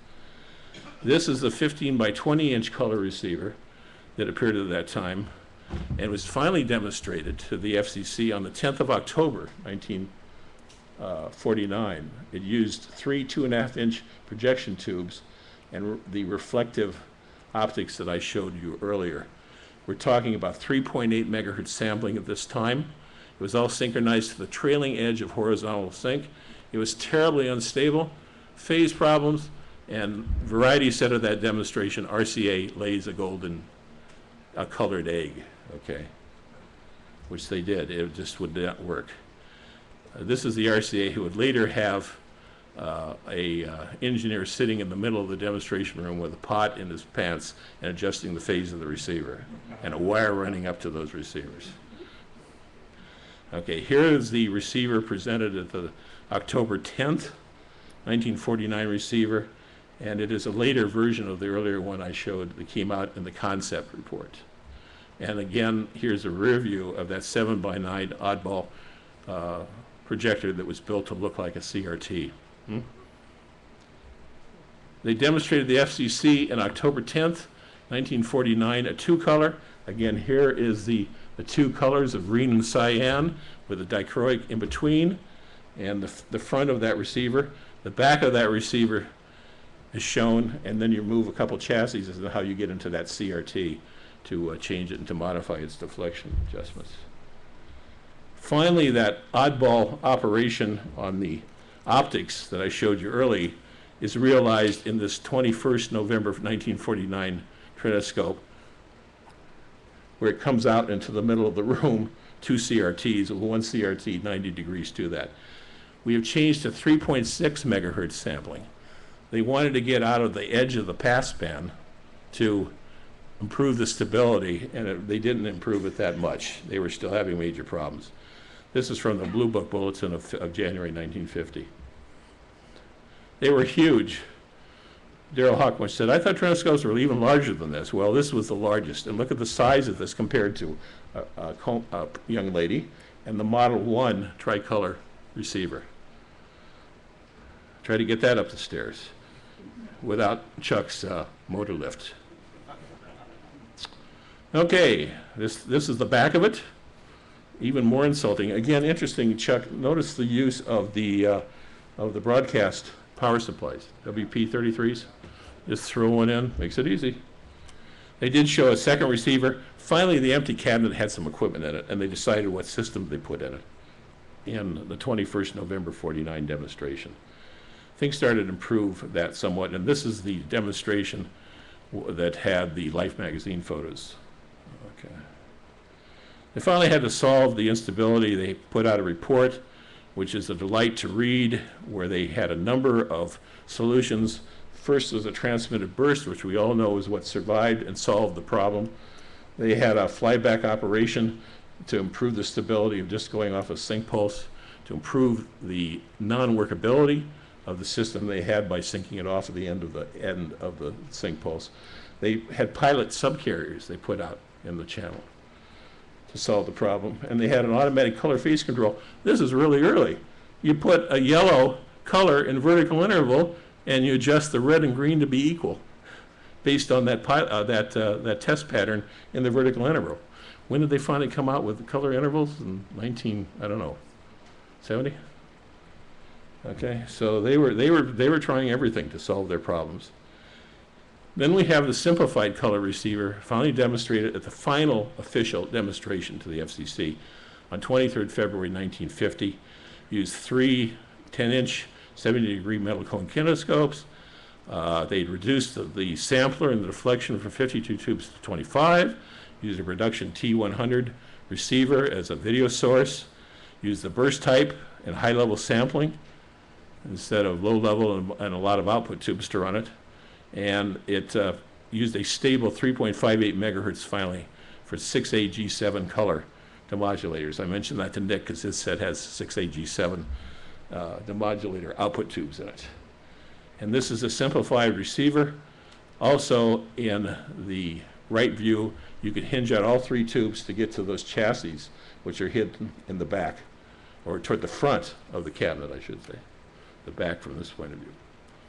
Finally, this great other panic program, the magnificence of RCA's development of the tricolor kinescope. Starting in September 1949, there was a meeting at Princeton, followed by a meeting at Lancaster. And Sarnoff wanted a tube in 6 months. You have all the facilities you need in the way of engineers and money. You have 6 months to get it done. And I think the message must have been, get it done, damn it. Okay. Here are the 5 tubes with Elmer Engstrom again that finally went to test production and went beyond just evacuation chambers of tubes. What survived was the shadow mass tube, and this demonstration, correctly labeled in this presentation, should be changed on the early television foundation. The left receiver is a shadow mask, which is a brighter screen than the one-gun shadow mask tube to the right. Edward Harold offered this slide to me. I said, I think RCA should keep it. I think there's only a second generation copy of this left. Harold headed the 5 teams of CRT developments. This is March 23rd, 1950. 3 months before this, Engstrom also in his testimony to the FCC said, in 3 months, I'm going to show you a color tube. And by God, he did it on March 23rd. Wow. Guts, and must have been a great fun to the engineers. Here is again Harold, who I met at the labs with the 3-gun shadow mask receiver at that demonstration. Okay, those had lower resolution in the way of color dots. The receiver was a high-level sampling, 46 tubes total. The single-gun receiver was a similar tube count. Interesting enough, it had 2 large magnetic deflection yokes on it for convergence and dynamic convergence. Now, after these hearings, Princeton kind of goes into the underground, and you don't hear much about it. And Dalton Pritchard heads the receiver group under Ray Kell. In July '51, they brought a 21-inch set, which probably gave Lancaster fits because of all the problems they were having with the 16-inch and getting it to have good purity and good convergence. The experimental CPA receiver, I believe, was developed by this group, the Nick Williams receiver that you have in the other room, and because it was found in the Princeton area by Harry Poster.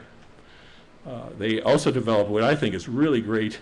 I hope we have time to show you the 15-inch table model CT100, and then a 21-inch set, which used wideband color in a low tube count receiver.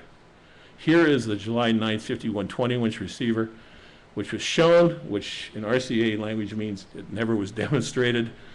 It was never seen again.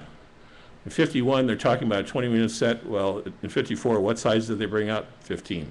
So obviously, this thing was a very difficult thing to implement. There was a number of miscellaneous models developed at Princeton. I'm showing what Nick's going to be talking about, the 4-sided chassis view of his particular receiver, which appears to be traceable to Princeton by a number of Dalton Pritchard patents, which use similar tube types that Steve McVoy identified. This I love. I don't think you've seen this before.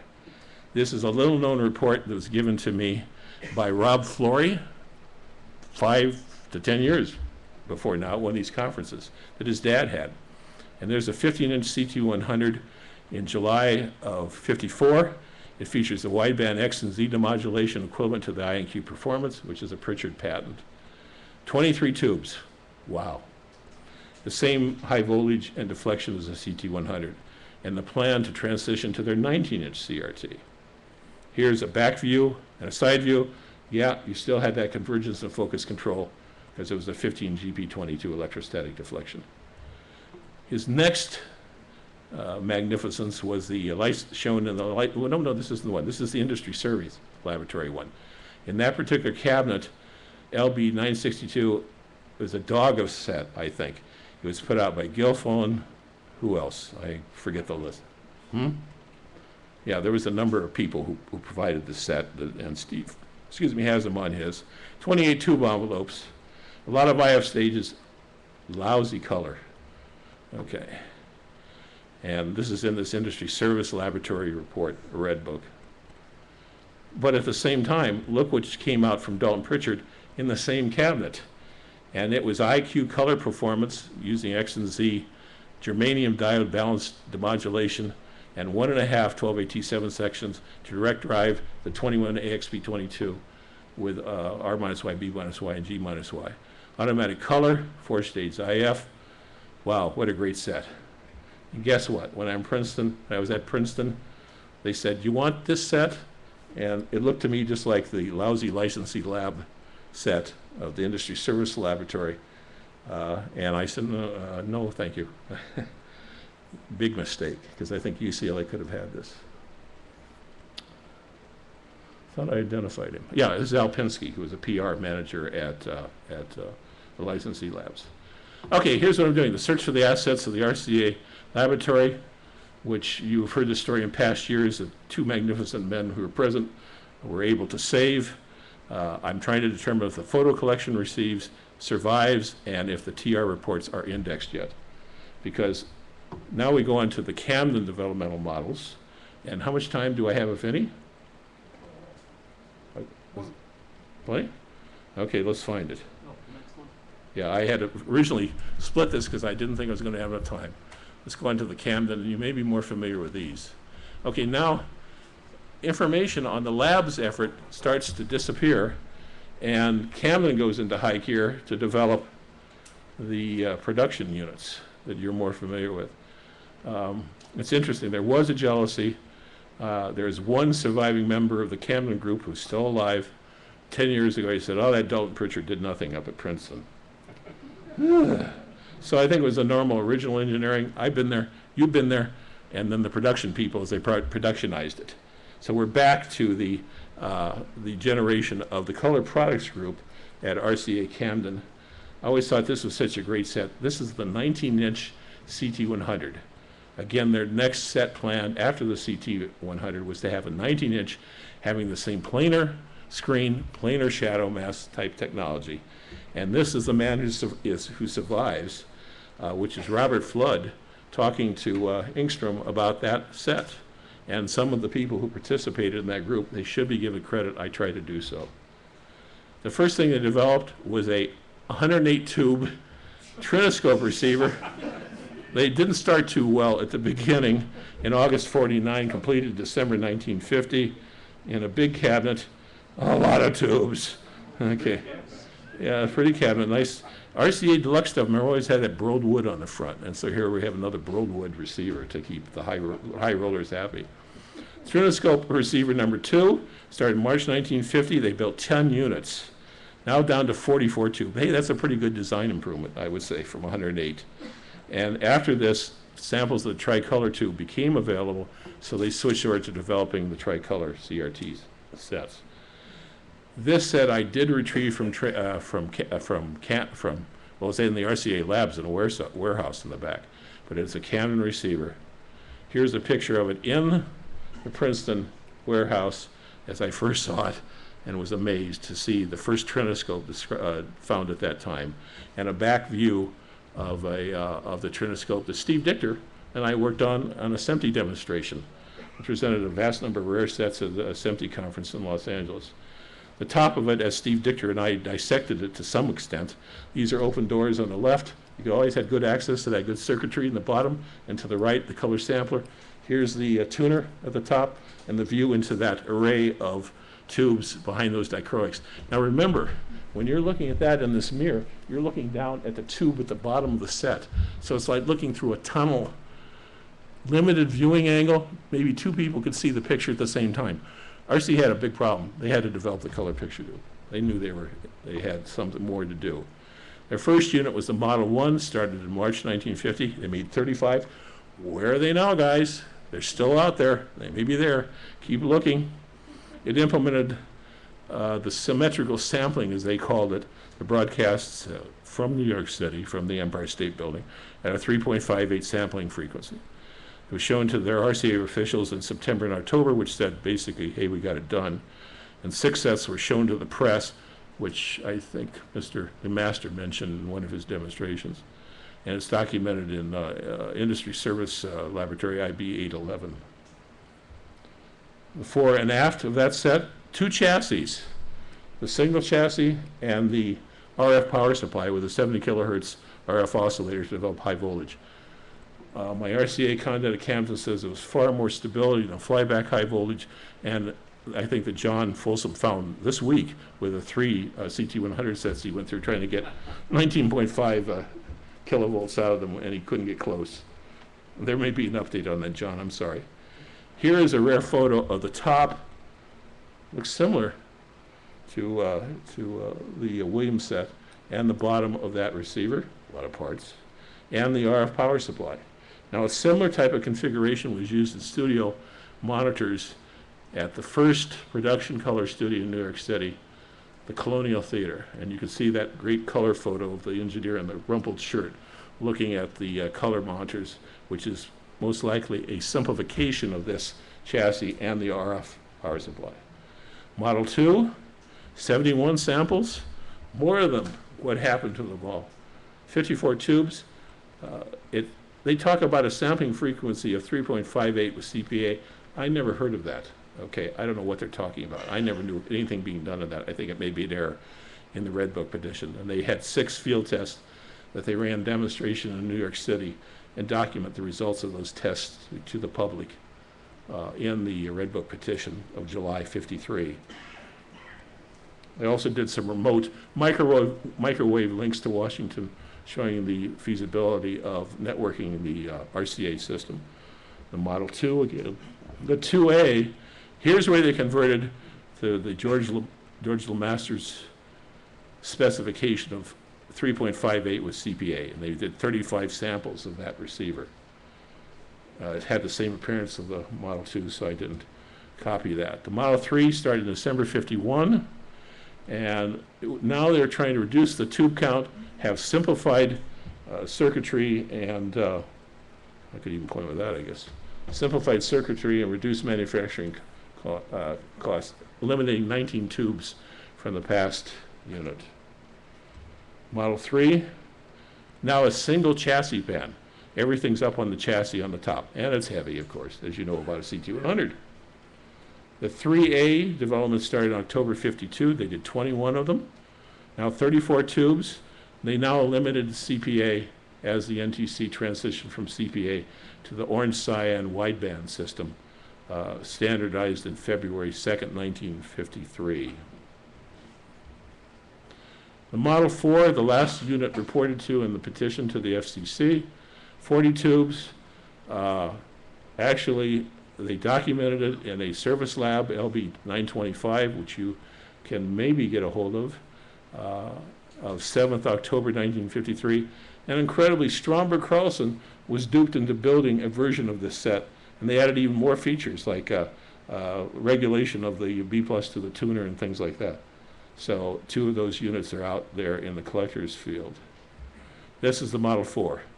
Wide, a big panel to get into all the controls, which are still being made available to the engineers to tweak all those controls you had to remove the wood insert from to get into. The Model 5, developed during late 1953 period, identified 3 units. The Model 5 built in Camden, the Model 5B likely built in Bloomington, and the 5C, which appeared recently and was sold to a great collector in New Jersey, who will give a presentation on one of his sets today. 200 Model 5s were built for the Tournament of Roses parade and shipped to their RCA Victor distributors and the NBC affiliates and demonstrated, and that's what turned me on as a kid at age 10 of seeing one of those sets at the Paxton Hotel in Omaha, Nebraska. They did release a service manual for it. I think this is great. This is a glamour photo for the Model 5. And I gave Gustus, and I loaned him the negative for this shortly before he died. And of course, I'll never see that negative again, unfortunately. But this is a print that was made by the Guilfoyle photo department to try to color correct its faded appearance. But pure 1950s ambience. The brass Indian little cups on the top. That chassis, as Steve Dichter and I first retrieved it from a previous collector, Gary Huff, who had it. They had color converters, the Type 1 to modify an existing black and white set, the Type 2 to add a slave receiver to another cabinet. This is the Type 1 receiver, which is in a industry service lab IB 811. Nice clean design, the addition of the chassis in the back to decode the color, and a nice burled wood cabinet in the front. Type 1 converter, receiver B. Type 2 converter, which is a slave receiver, I guess responding to the CBS approach is you want to have a second cabinet that you can see the color on the front. And their final crowning prototype pre-development model was the 19-inch CT100. Now, of course, the history on this is the plan for their 19-inch tube which has only had about a 16-inch size, unfortunately, because of the limitation of having that shadow mask and faceplate inside the tube, mounted inside the tube. They created the model, but when CBS announced their 19-inch curved shadow mask tube, RCA panicked and realized it had a bigger picture, so they decided to move ahead, and by December 1954, they had developed the 21 AXP22, a larger tube. Sarnoff had to have his larger, and put it in the few 21 CT55s which came about. Okay, that cost RCA $1 million. Can you imagine what Sarnoff said when he heard he had to pay CBS $1 million for the patents on that curved set? Thank you. Hey!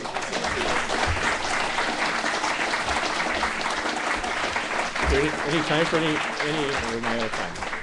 We're out of time, but Okay. I got to thank you, Ed, because everybody in this room is dreaming to own a 5 or a 100. Yeah, yeah.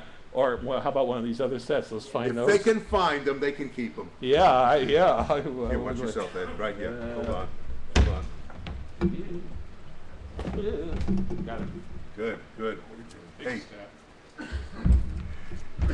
Well, anybody wants a CT100, come see me. We got them working. That is the first half of our presentation. You can turn on the lights and open the door for a few minutes. Anybody back there? Stretch, get a drink.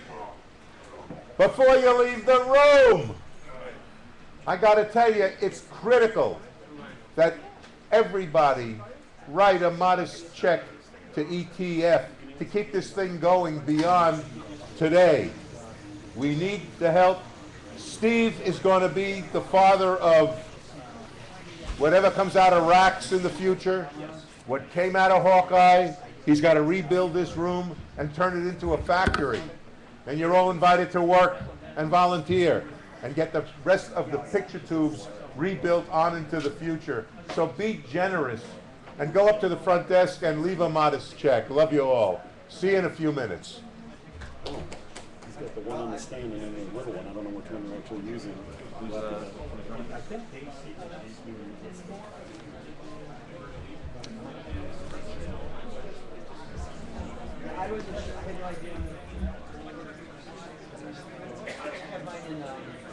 The other one, minority baseball. And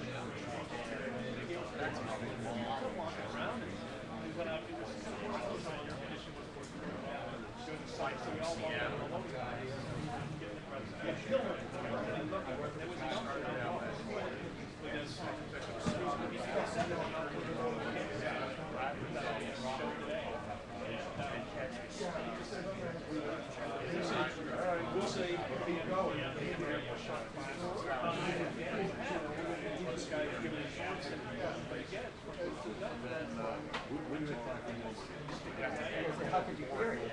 I did. They came there.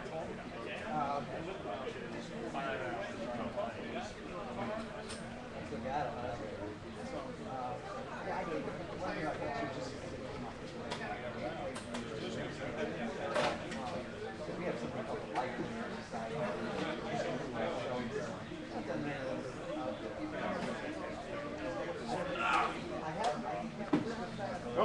silent auction.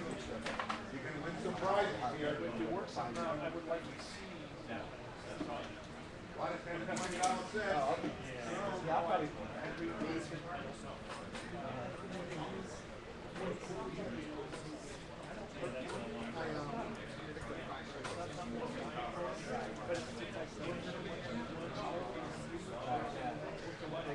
I was gonna say, I have my stuff on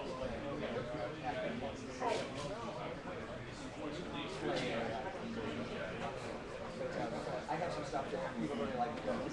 Yeah, the more interesting content. Like, that doesn't even hard, but, some people want to talk to you, you don't want to talk to me, well, why don't I talk to you? You get glimpsed by it for a long time. And like,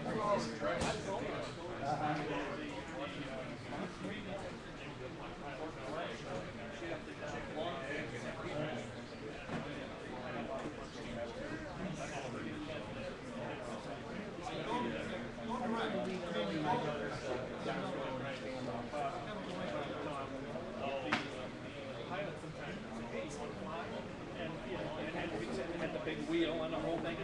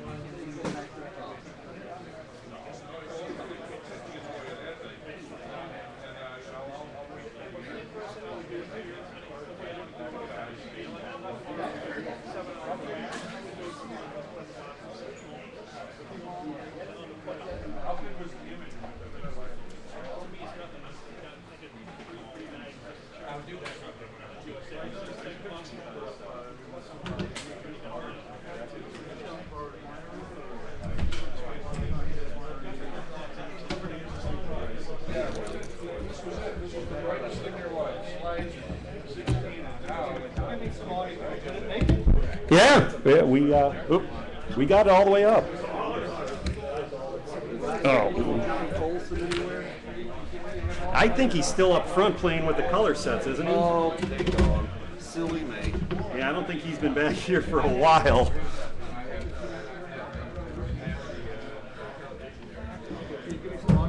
Yep, just a second here.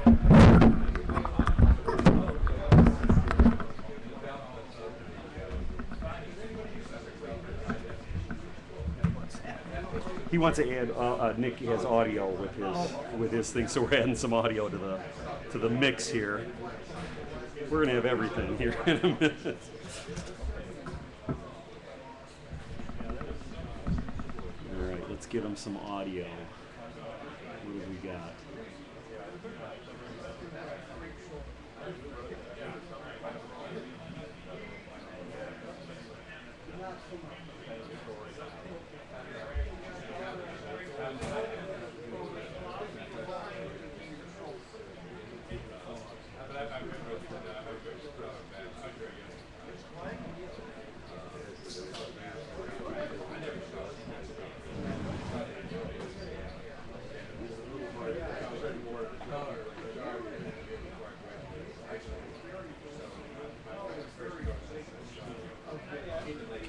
know how long this plays for. Oh, it ain't very long. Let's get something longer. Any time for audio. Okay, it should be, let's see. There you go. Have we got it? Yeah, you should have a feed. There you go. Barry? Right? Turn the pad off. There's a pad on the little adapter, there's a pad. I think it's a center position, turn it off. Is it off? Yeah. 900. We got time. Nailing the TV to the wall. Do you want a higher or lower level up here? Is it secure enough? If you're gonna question me, my grandma always said you catch more flies than That sounds pretty good. anyway. That's good? Yeah. Okay. So we're good to go. Thank you, sir. We'll always have something figured out. Yeah. Video's working as well. Yeah, the video's playing. Now, how does the console work? Because it's probably different than the one. So just, you know, it's gonna, well, You pull it up, and instantly it's going to go on the screen? Or? yeah, why did, we lost the, unless they killed us on the projector, we lost the projector. I think the red light's on, it's on standby. Oh, yep. So, well, when it comes up, you'll have the presenter view. So you have the slide you're on, the next slide. You can go back and forth. You already got it Little set to console, auto. and then this will just have the display. You already have the auto play. So when you hit that frame, those right. frames, it'll play. We're good. Thank you. Yep. Instructions now, too. Oh, all right. Where was you?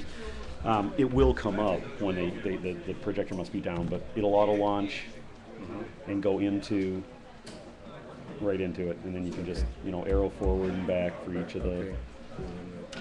You can use the remote if you want.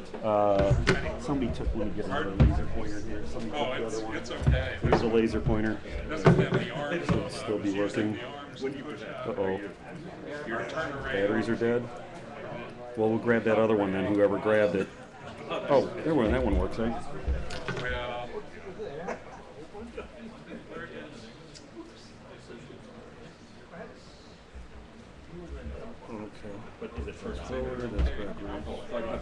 And just when you get to your video, you click it, it'll show up. You click it again, it'll start playing. Okay. And this is... Are you next or? No, I'm last, actually. Okay. Okay.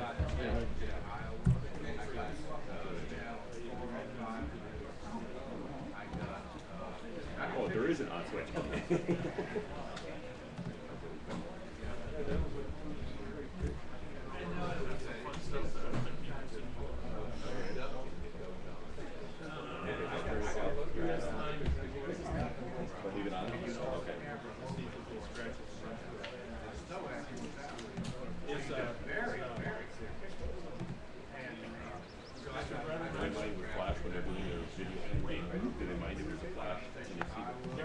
What?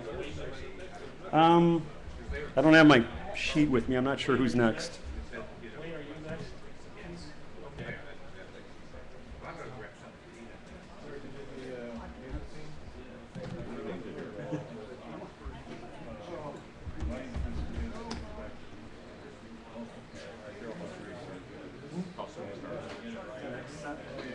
I think Steve had down 30 minutes. What time did you start that? So we've done these, we did that, we did that, we did that. That's Wayne's, is next. Then we got Nick's, and Mike.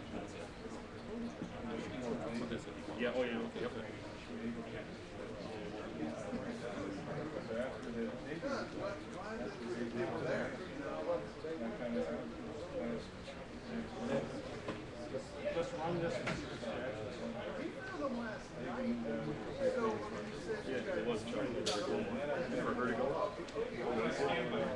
Oh, Jeff, he's doing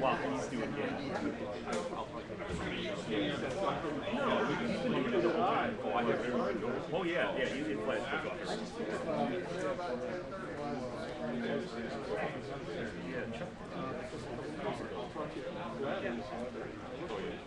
Oh yeah.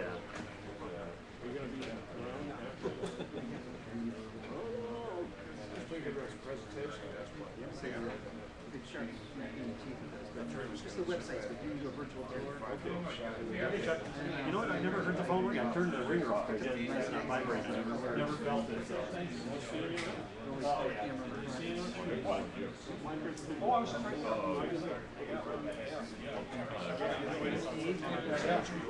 I just brought in a magnifier about I don't know.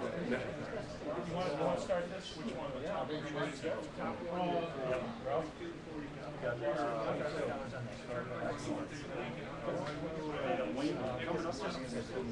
Wayne's coming up next for his, and then Mike Molnar on the magnifier. Yeah, you did get your cellular card.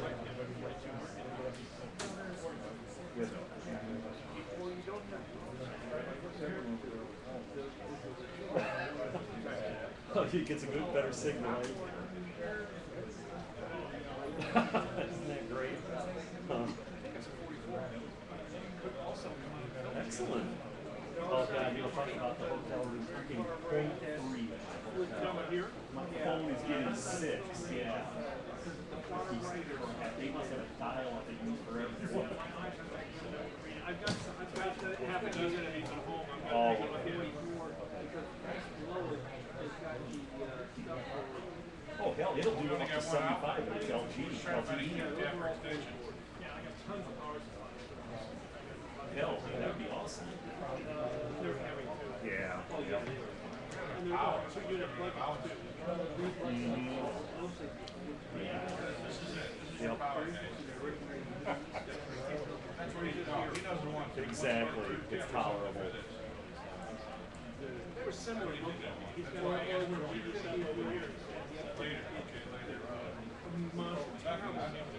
got some. You got some business.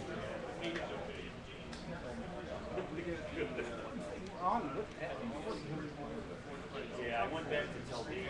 I saw the case and he couldn't raise his camera off. I suppose I can stand there. Perfect. Okay. Of course, my prototype is free and my 40 is free. Okay, you got power? And I don't have free sync. You move it back a little bit? But what you can, well, the stick of the standard E30 yeah. The one that was, they were taped together. And I used it once, and they had made them together. I've got a whole probably 10 of the same standard. And they work, and they work. It works. That's the one that's left up.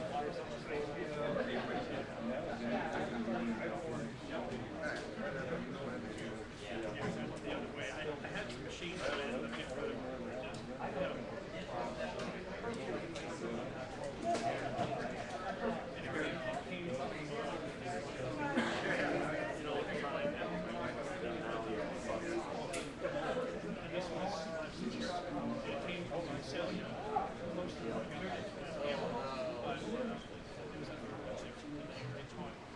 Yeah. Yeah, because it was in the way. Well, and like this Williams stuff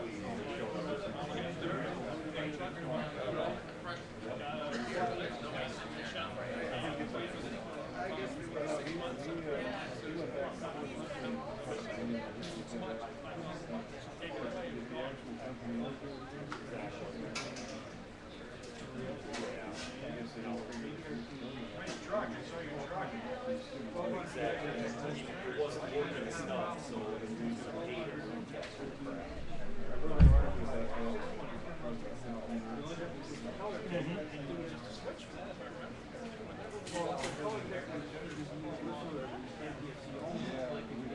Oh, really?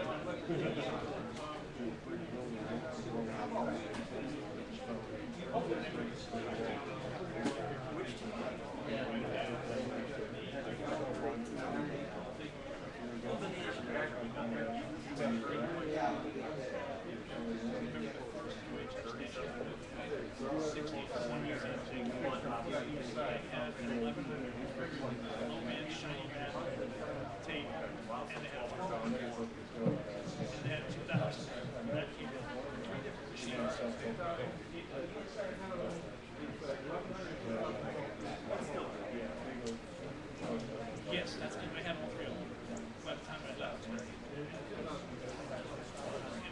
was big. It was. Camera shooting. They had stuff. They had stuff over. You know, here because of other shoots. I can't remember. We only had that came in just really three different machines. You can put a lot of the stuff that they put in the 1100s. They don't have 1100. Shiny back. Way better. My job in the morning was to come in and bleed the air out of the lines. And if there's one that remembers that, we'll spew it instead. Get the machines ready to go.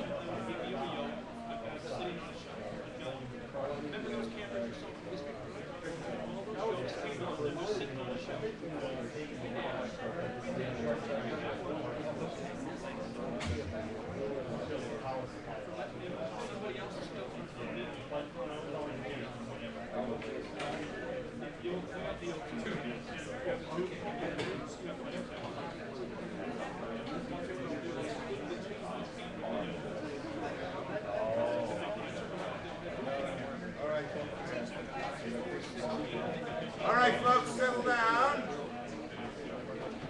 Grab a chair. Sit on your friend's lap.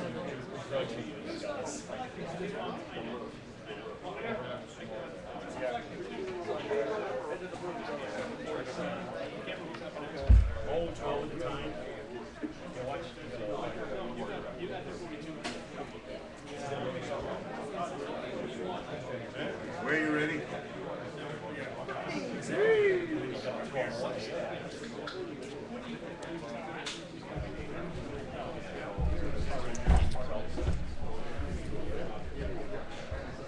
We're going to close the back door in 30 seconds.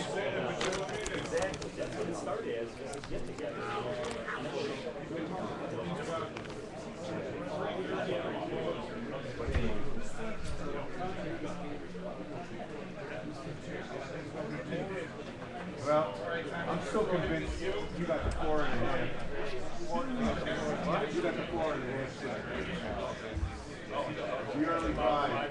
Okay, you're gonna pitch for money first.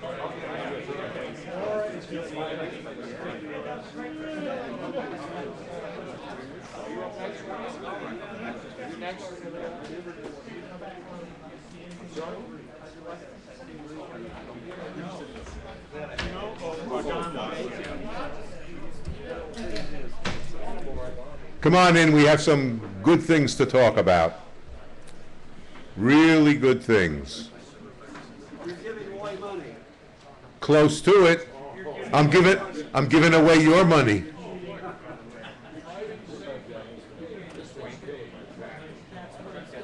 All right, 10 seconds and we close the back door. GIs only. Whoa, wait a minute.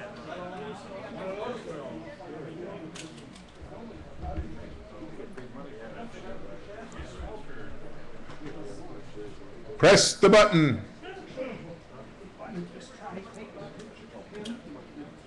Press the button. Here we go. Here we go. Hey, too much daylight. Got it? Thank you. Okay. There we go. The orbiter has landed. First of all, I want to thank you for coming here. This has been the best crowd, the biggest crowd that's come in since Steve started this at the beginning. And it's because of Steve's interest in preserving history, preserving television, and each of you are an expert in your own field, gathering here once a year. And I am thrilled because I've been involved in many hobbies, talking to a lot of people in different fields. This group of people is the most generous group. If I need a part and somebody has a part, I get it in the mail. If I'm having trouble playing with a chassis, I have no concept of what's going on that piece of metal. I can call Steve and a bunch of other people, John Folsom, and on, and they'll help me. They'll tell me where I'm going wrong. I stumbled across an HM185 television set, and there's one out there. And I called Steve and I said, Steve, hey, it's a factory original. I'll give you the case that you can have your antique guy clean up for me, and I'll restore the chassis. His answer was, like hell you will. I don't want you dead. You can't touch that high voltage. He said, be careful. So it's there, all original, sitting, looking good. And the reason I'm trying to push you to help this institution is because you heard from Jerome today. You heard what John Folsom and Bob Galanter are doing with the 15 Gs. We're doing it not only for the sets that the collectors have that they can't use, but for future generations. And I vision, and I just mentioned to Steve, that if the Hawkeye stuff can be assembled and somebody, a group of you are trained to use it, we can go back into the black and white business for picture tubes. And if Jerome is correct, when Rax closes the door at the end of the year, he might get his hands on, for salvage money, the factory to do 15 Gs. That's amazing, because we know that that equipment can work. We've got one in the back now for 2 years that's working, and we know there are about 4 or 5 sitting at the Rax factory waiting to go into production. Steve will have to probably take half of this warehouse one day and build a picture tube plant for us collectors to play in and get things done. I know I've got a bunch of black and whites that I've got to do, which I was too lazy and never got them to Hawkeye. They're sitting there. They'll get done. I've got 15 Gs that have to get done. They're sitting there, ready to go. Hopefully they'll get done. So I don't want you to think I'm a pain in the whatever, but we need to help Steve finance this building, finance the ETF. I've done my share in the past, giving him restored sets, giving him some checks. I'll continue to do that. And I'm going to leave a check for $300 for Steve. I would like each of you to give whatever you want, not setting a limit, high or low. You want to talk to the beautiful lady in the corner. She'll talk to you and be your friend as she says thank you for the check for Steve. We need the money, so please just help us. Now, Hey, Don, yes, sir. this beautiful lady will walk around and personally. Laura, stand up, honey. Come here. Come here. Come here. Come on. You're on display, Laura. Come on, baby. In front. In front. Come on. Come on.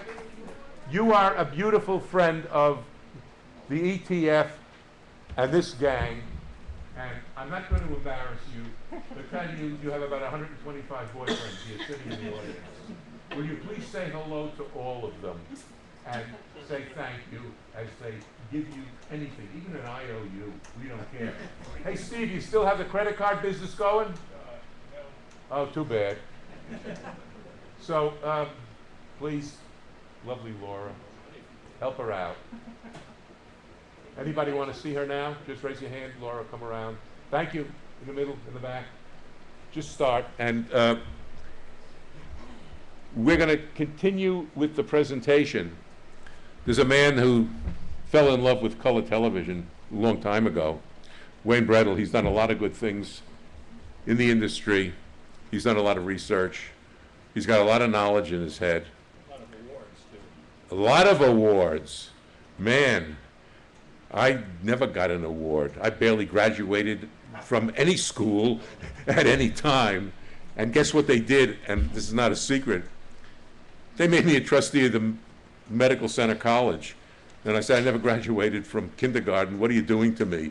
And now they stick me with a cap and gown next week and shake the hands of 150 graduates. So anyway, come on up, Wayne. Yours is already running, isn't it? Oh, no, no. So there you Darryl, no cartoons. No. Can you switch over?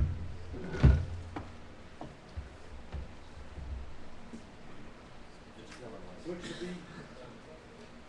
There you go. Okay. After that wonderful introduction of my good twin, you get to hear from me. There's always a lot of ongoing discussion about how good was the color in color movies compared to TV, compared to modern HD TV. And part of the answer is it's subjective, depends on staging, it depends on viewing conditions, but there are objective things we can measure, like the actual range of color that the system can produce. And that's what this talk is about.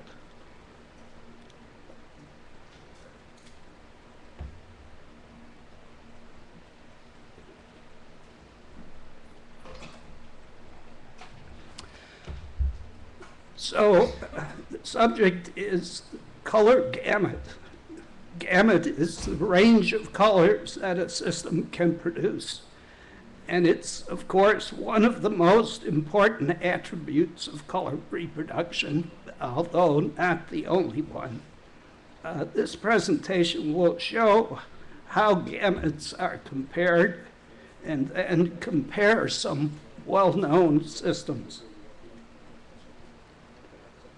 So we're going to spend a fair amount of time talking about why gamut is limited.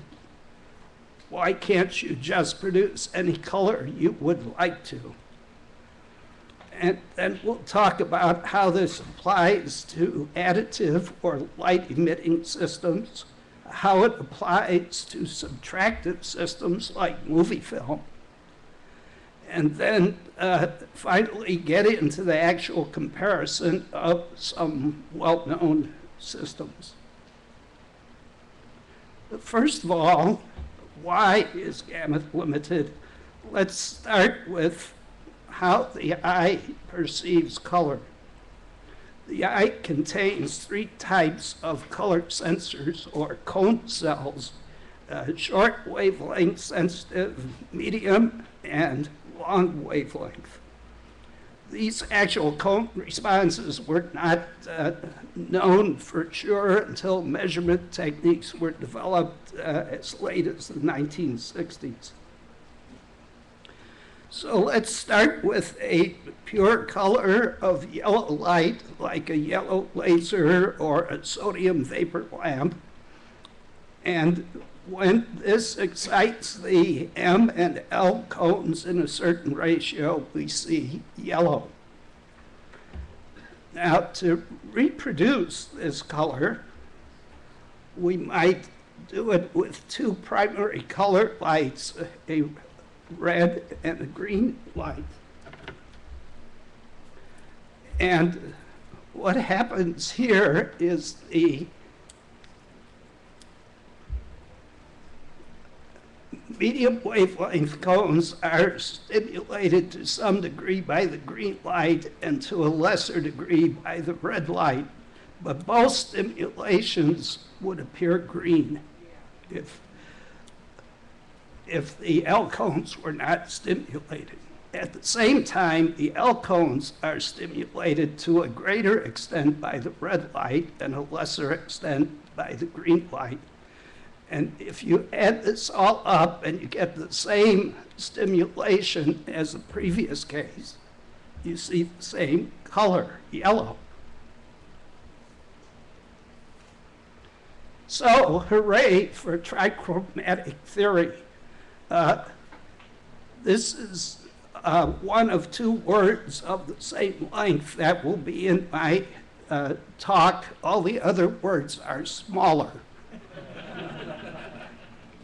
The important thing is we don't have to reproduce every wavelength in a spectrum to get a certain color. We just have to reproduce that long, medium, and short wavelength stimulation. Exactly how to do this was studied starting in the 1880s by Maxwell and was quantified and put into math into the 20th century by others.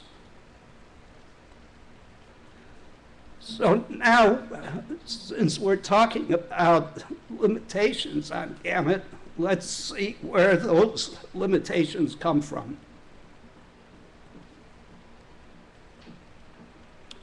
Here's a yellow reproduced with practical phosphors. So now, instead of a single wavelength, we have a range of wavelengths from the green phosphor and a range of wavelengths from the red phosphor. And if you look down here, some of the wavelengths from the green phosphor in particular are spreading over to where the short wavelength cone cell can be stimulated. So this yellow is not going to look exactly like the pure yellow that we had before. And here's another case. This is a yellow dye. And dyes typically have a broad band of wavelengths. And this is still a pretty strong and pure-looking yellow color, but it has, again, some short wavelength stimulation where these curves cross over.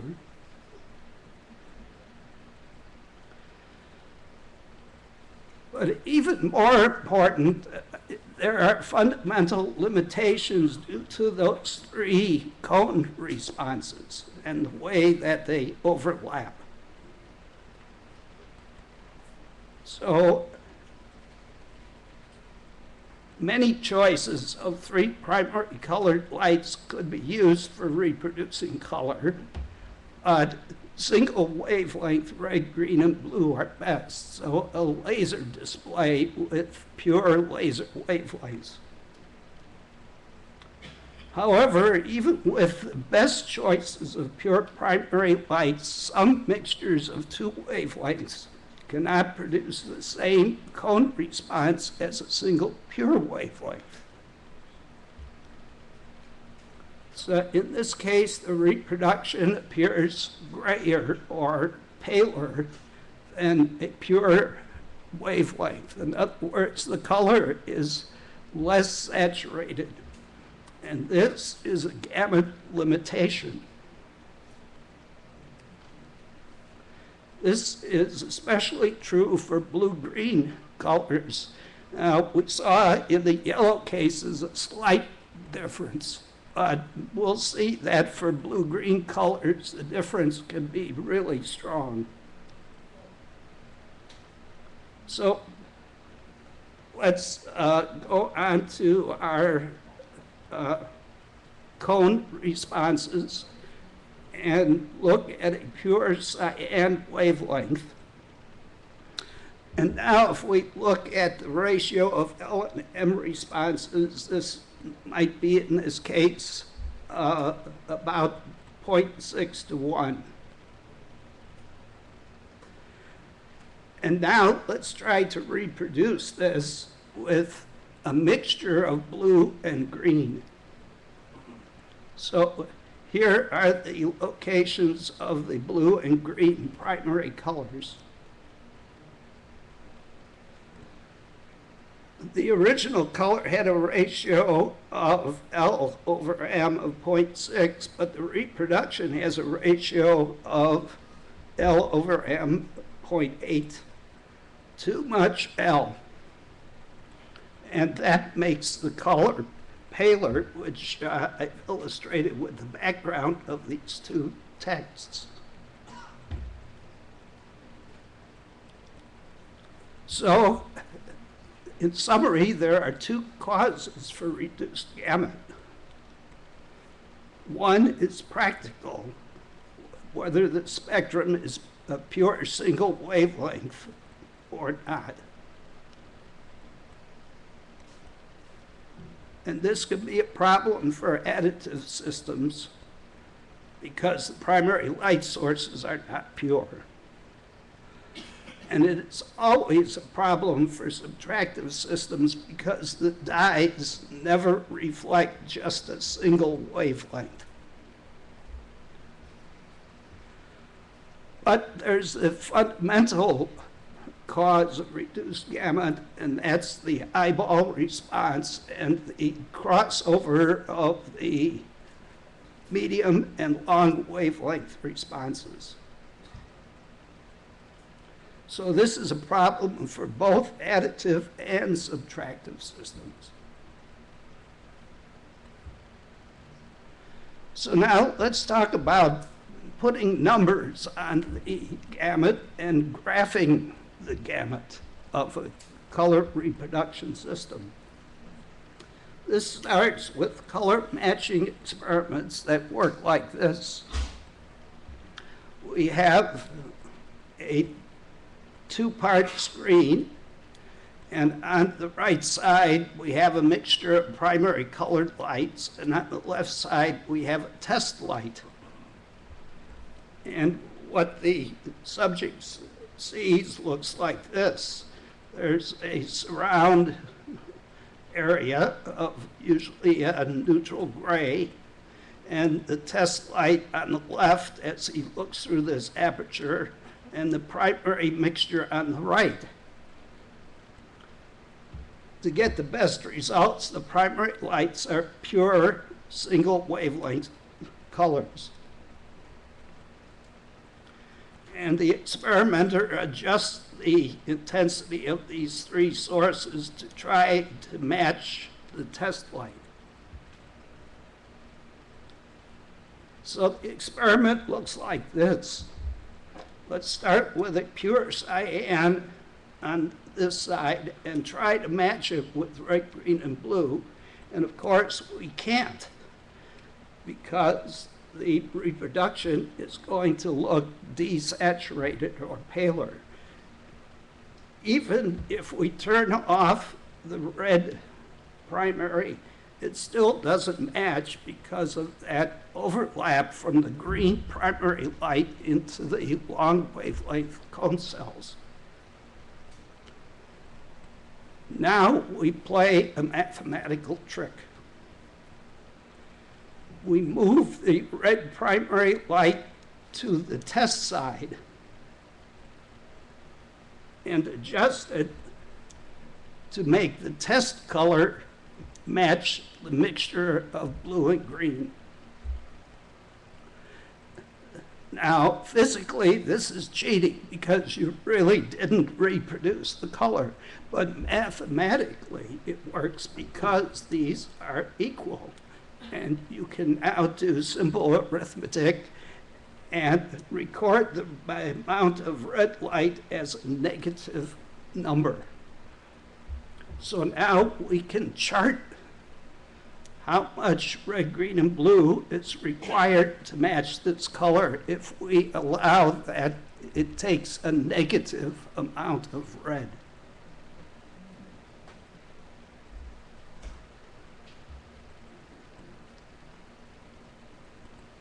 And this will work whether the test color was a pure spectral color or any mixture of wavelengths. Could be white, it could be pink, doesn't matter.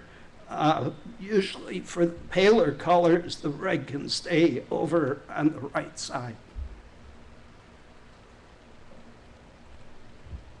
In fact, if we measure the amount of red, green, and blue for every possible single wavelength, we can then use the math to predict the amount of red, green, and blue needed to match any combination of wavelengths. And in fact, this is what a color TV camera does. It measures some combination of the wavelengths in the red channel and a different combination in the green channel and a different combination in the blue channel to predict how much red, green, and blue primary light will match the color in front of the camera. But let's look at the result for doing the pure wavelengths. They look like this. At each wavelength, we have a curve saying how much blue light, how much green light, and how much red light is needed to match that wavelength. So, for example, to match a 500 nanometer pure color requires some positive amount of green and blue and a negative amount of red.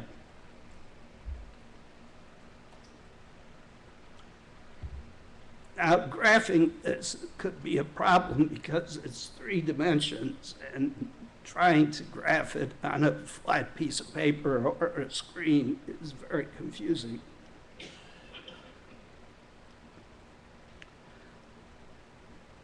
Since one of the main limitations of reproduction is that saturation of the color, which is really a ratio of red, green, and blue, it's convenient to ignore the total amount of light and make a chart that just is based on the relative proportions. So in this case, we plot the relative proportions of RGB, which is much easier to understand because it's 2-dimensional. This type of chart is called a chromaticity diagram, and that is the second largest word in this presentation. Actually, it's the same length as the other. So let's look at chromaticity charts or chromaticity diagrams. There are various types of these that have been devised over the years. I'm not going to go through the historical ones. I'm going to go directly to one called the 1976 U prime V prime diagram. This was devised to indicate approximately the sensitivity of the eye to small changes in color, depending on what the color is. It looks like this, and you can see that it gives a lot of room to blue colors, which indicates that a small change in the spectrum of a blue color is more visible than a small change in, say, a green color or a yellow color. So let's look at the details of what's in this chromaticity diagram. First of all, around this curve are all the pure single wavelength colors, from the long wavelengths to medium down to short wavelengths. And this line is the purple and magenta line. Colors here have to be made from a mixture of long and short wavelengths. There is no visible, physical, realizable color anywhere outside the diagram, because that would represent a color purer than a single wavelength, whatever that might be. And of course, the less saturated colors are somewhere inside the diagram, including the grays and whites, which are in this area. Now, there's one other red curve here that has been staring at you that I haven't mentioned. And this is a practical region of inks and dyes and natural objects that was determined by a survey by somebody named Pointer in the 1980s.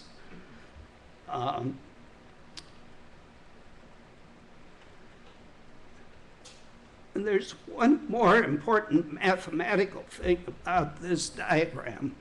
The way it's derived, the math puts color mixtures on a straight line between the two colors that you're mixing. So if you mix a greenish blue and a purplish blue, the result will be somewhere in between on a straight line. What this means is if we know our primary colors, we can draw a triangle that will indicate the limits of the gamut. So, for example, here's our color matching experiment, and this time we now have the three wavelengths here, 700 nanometers, 546.1, which is a slightly yellowish green, and the violet blue. And all the colors that can be matched are inside that triangle. The colors outside the triangle are those that required negative red in our color matching experiment. So whenever we recorded a negative number for red and ran through the math for this two-dimensional diagram, we ended up somewhere in that area.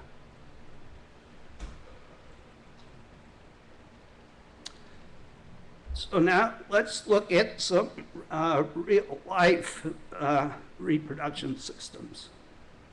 First of all, additive systems, and the first one everybody always asks about is NTSC. The original P1 green is here, NTSC red is here, and NTSC blue is here. And you can see that this set of primary colors covers all the cyans and most of the yellows, but is somewhat deficient in the purples and magentas. One other thing to point out is that the white that you see on the picture tube is adjustable by adjusting the drives to the red, green, and blue guns. Because the corners of the triangle come from as only one phosphor being lit, those corners don't move when you adjust the color tracking, but the white moves. And remember our straight line color mixing rule. That means when you get the wrong white color on your CRT, you also get the wrong yellow, you get the wrong magenta, you get the wrong cyan. And that's part of the problem that we have setting up the original sets here, because the red phosphor is very inefficient. The blue phosphor is tremendously efficient. And if we don't double up the right current, this white point moves towards the cyan, the yellow turns greenish, and so on.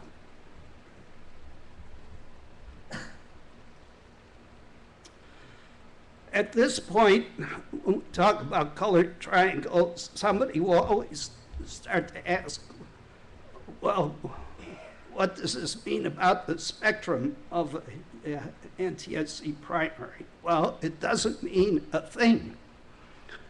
The reason is that the primary is defined by its color, not by its spectrum. Remember, any spectrum that produces the same long, medium, and short stimulation will produce the same color.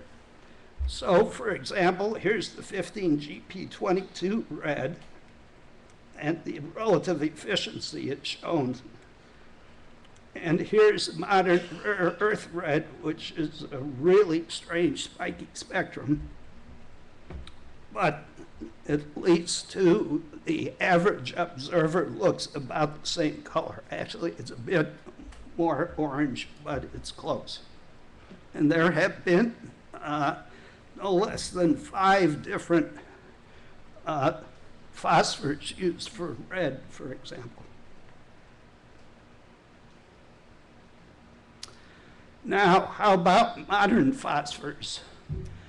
The most common set is the HDTV ITU recommendation 709, also the sRGB color space for still cameras. These are all the same thing. And we can see the blue triangle here. We have a better blue phosphor. It's more down towards the deep violet blue. The red has deteriorated somewhat and become more orange and a little less saturated. And the green is actually quite different and much yellower than NTSC green. And the big loss here is in the deep greens and cyan colors on the left side of the triangle. Now, I used to say that this only made a difference for cigarette commercials because the Newport cigarette pack lies in that area. But actually, there are fabrics that do not fall in that gamut. This tie has 2 out-of-gamut colors for sRGB, the blue and the green, which NTSC could reproduce. And we didn't plan it. It's Larry. Is Larry here? Oh, would you come up? We didn't plan this, but Larry happened to come today in an out-of-gamut shirt. I wore the wrong shirt today. Thank you.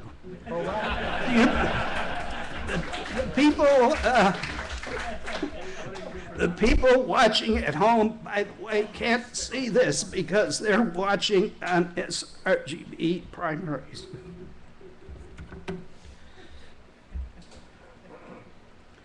How about digital cinema? Well, that's the magenta dashed line here. Digital cinema moved the red out to incorporate some much better colors in the red and magenta and purple. They've got about the same blue as sRGB.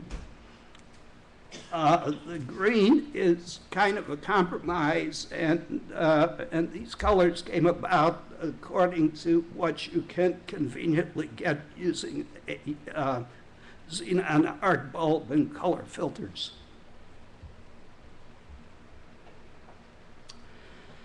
I want to point out there are less obvious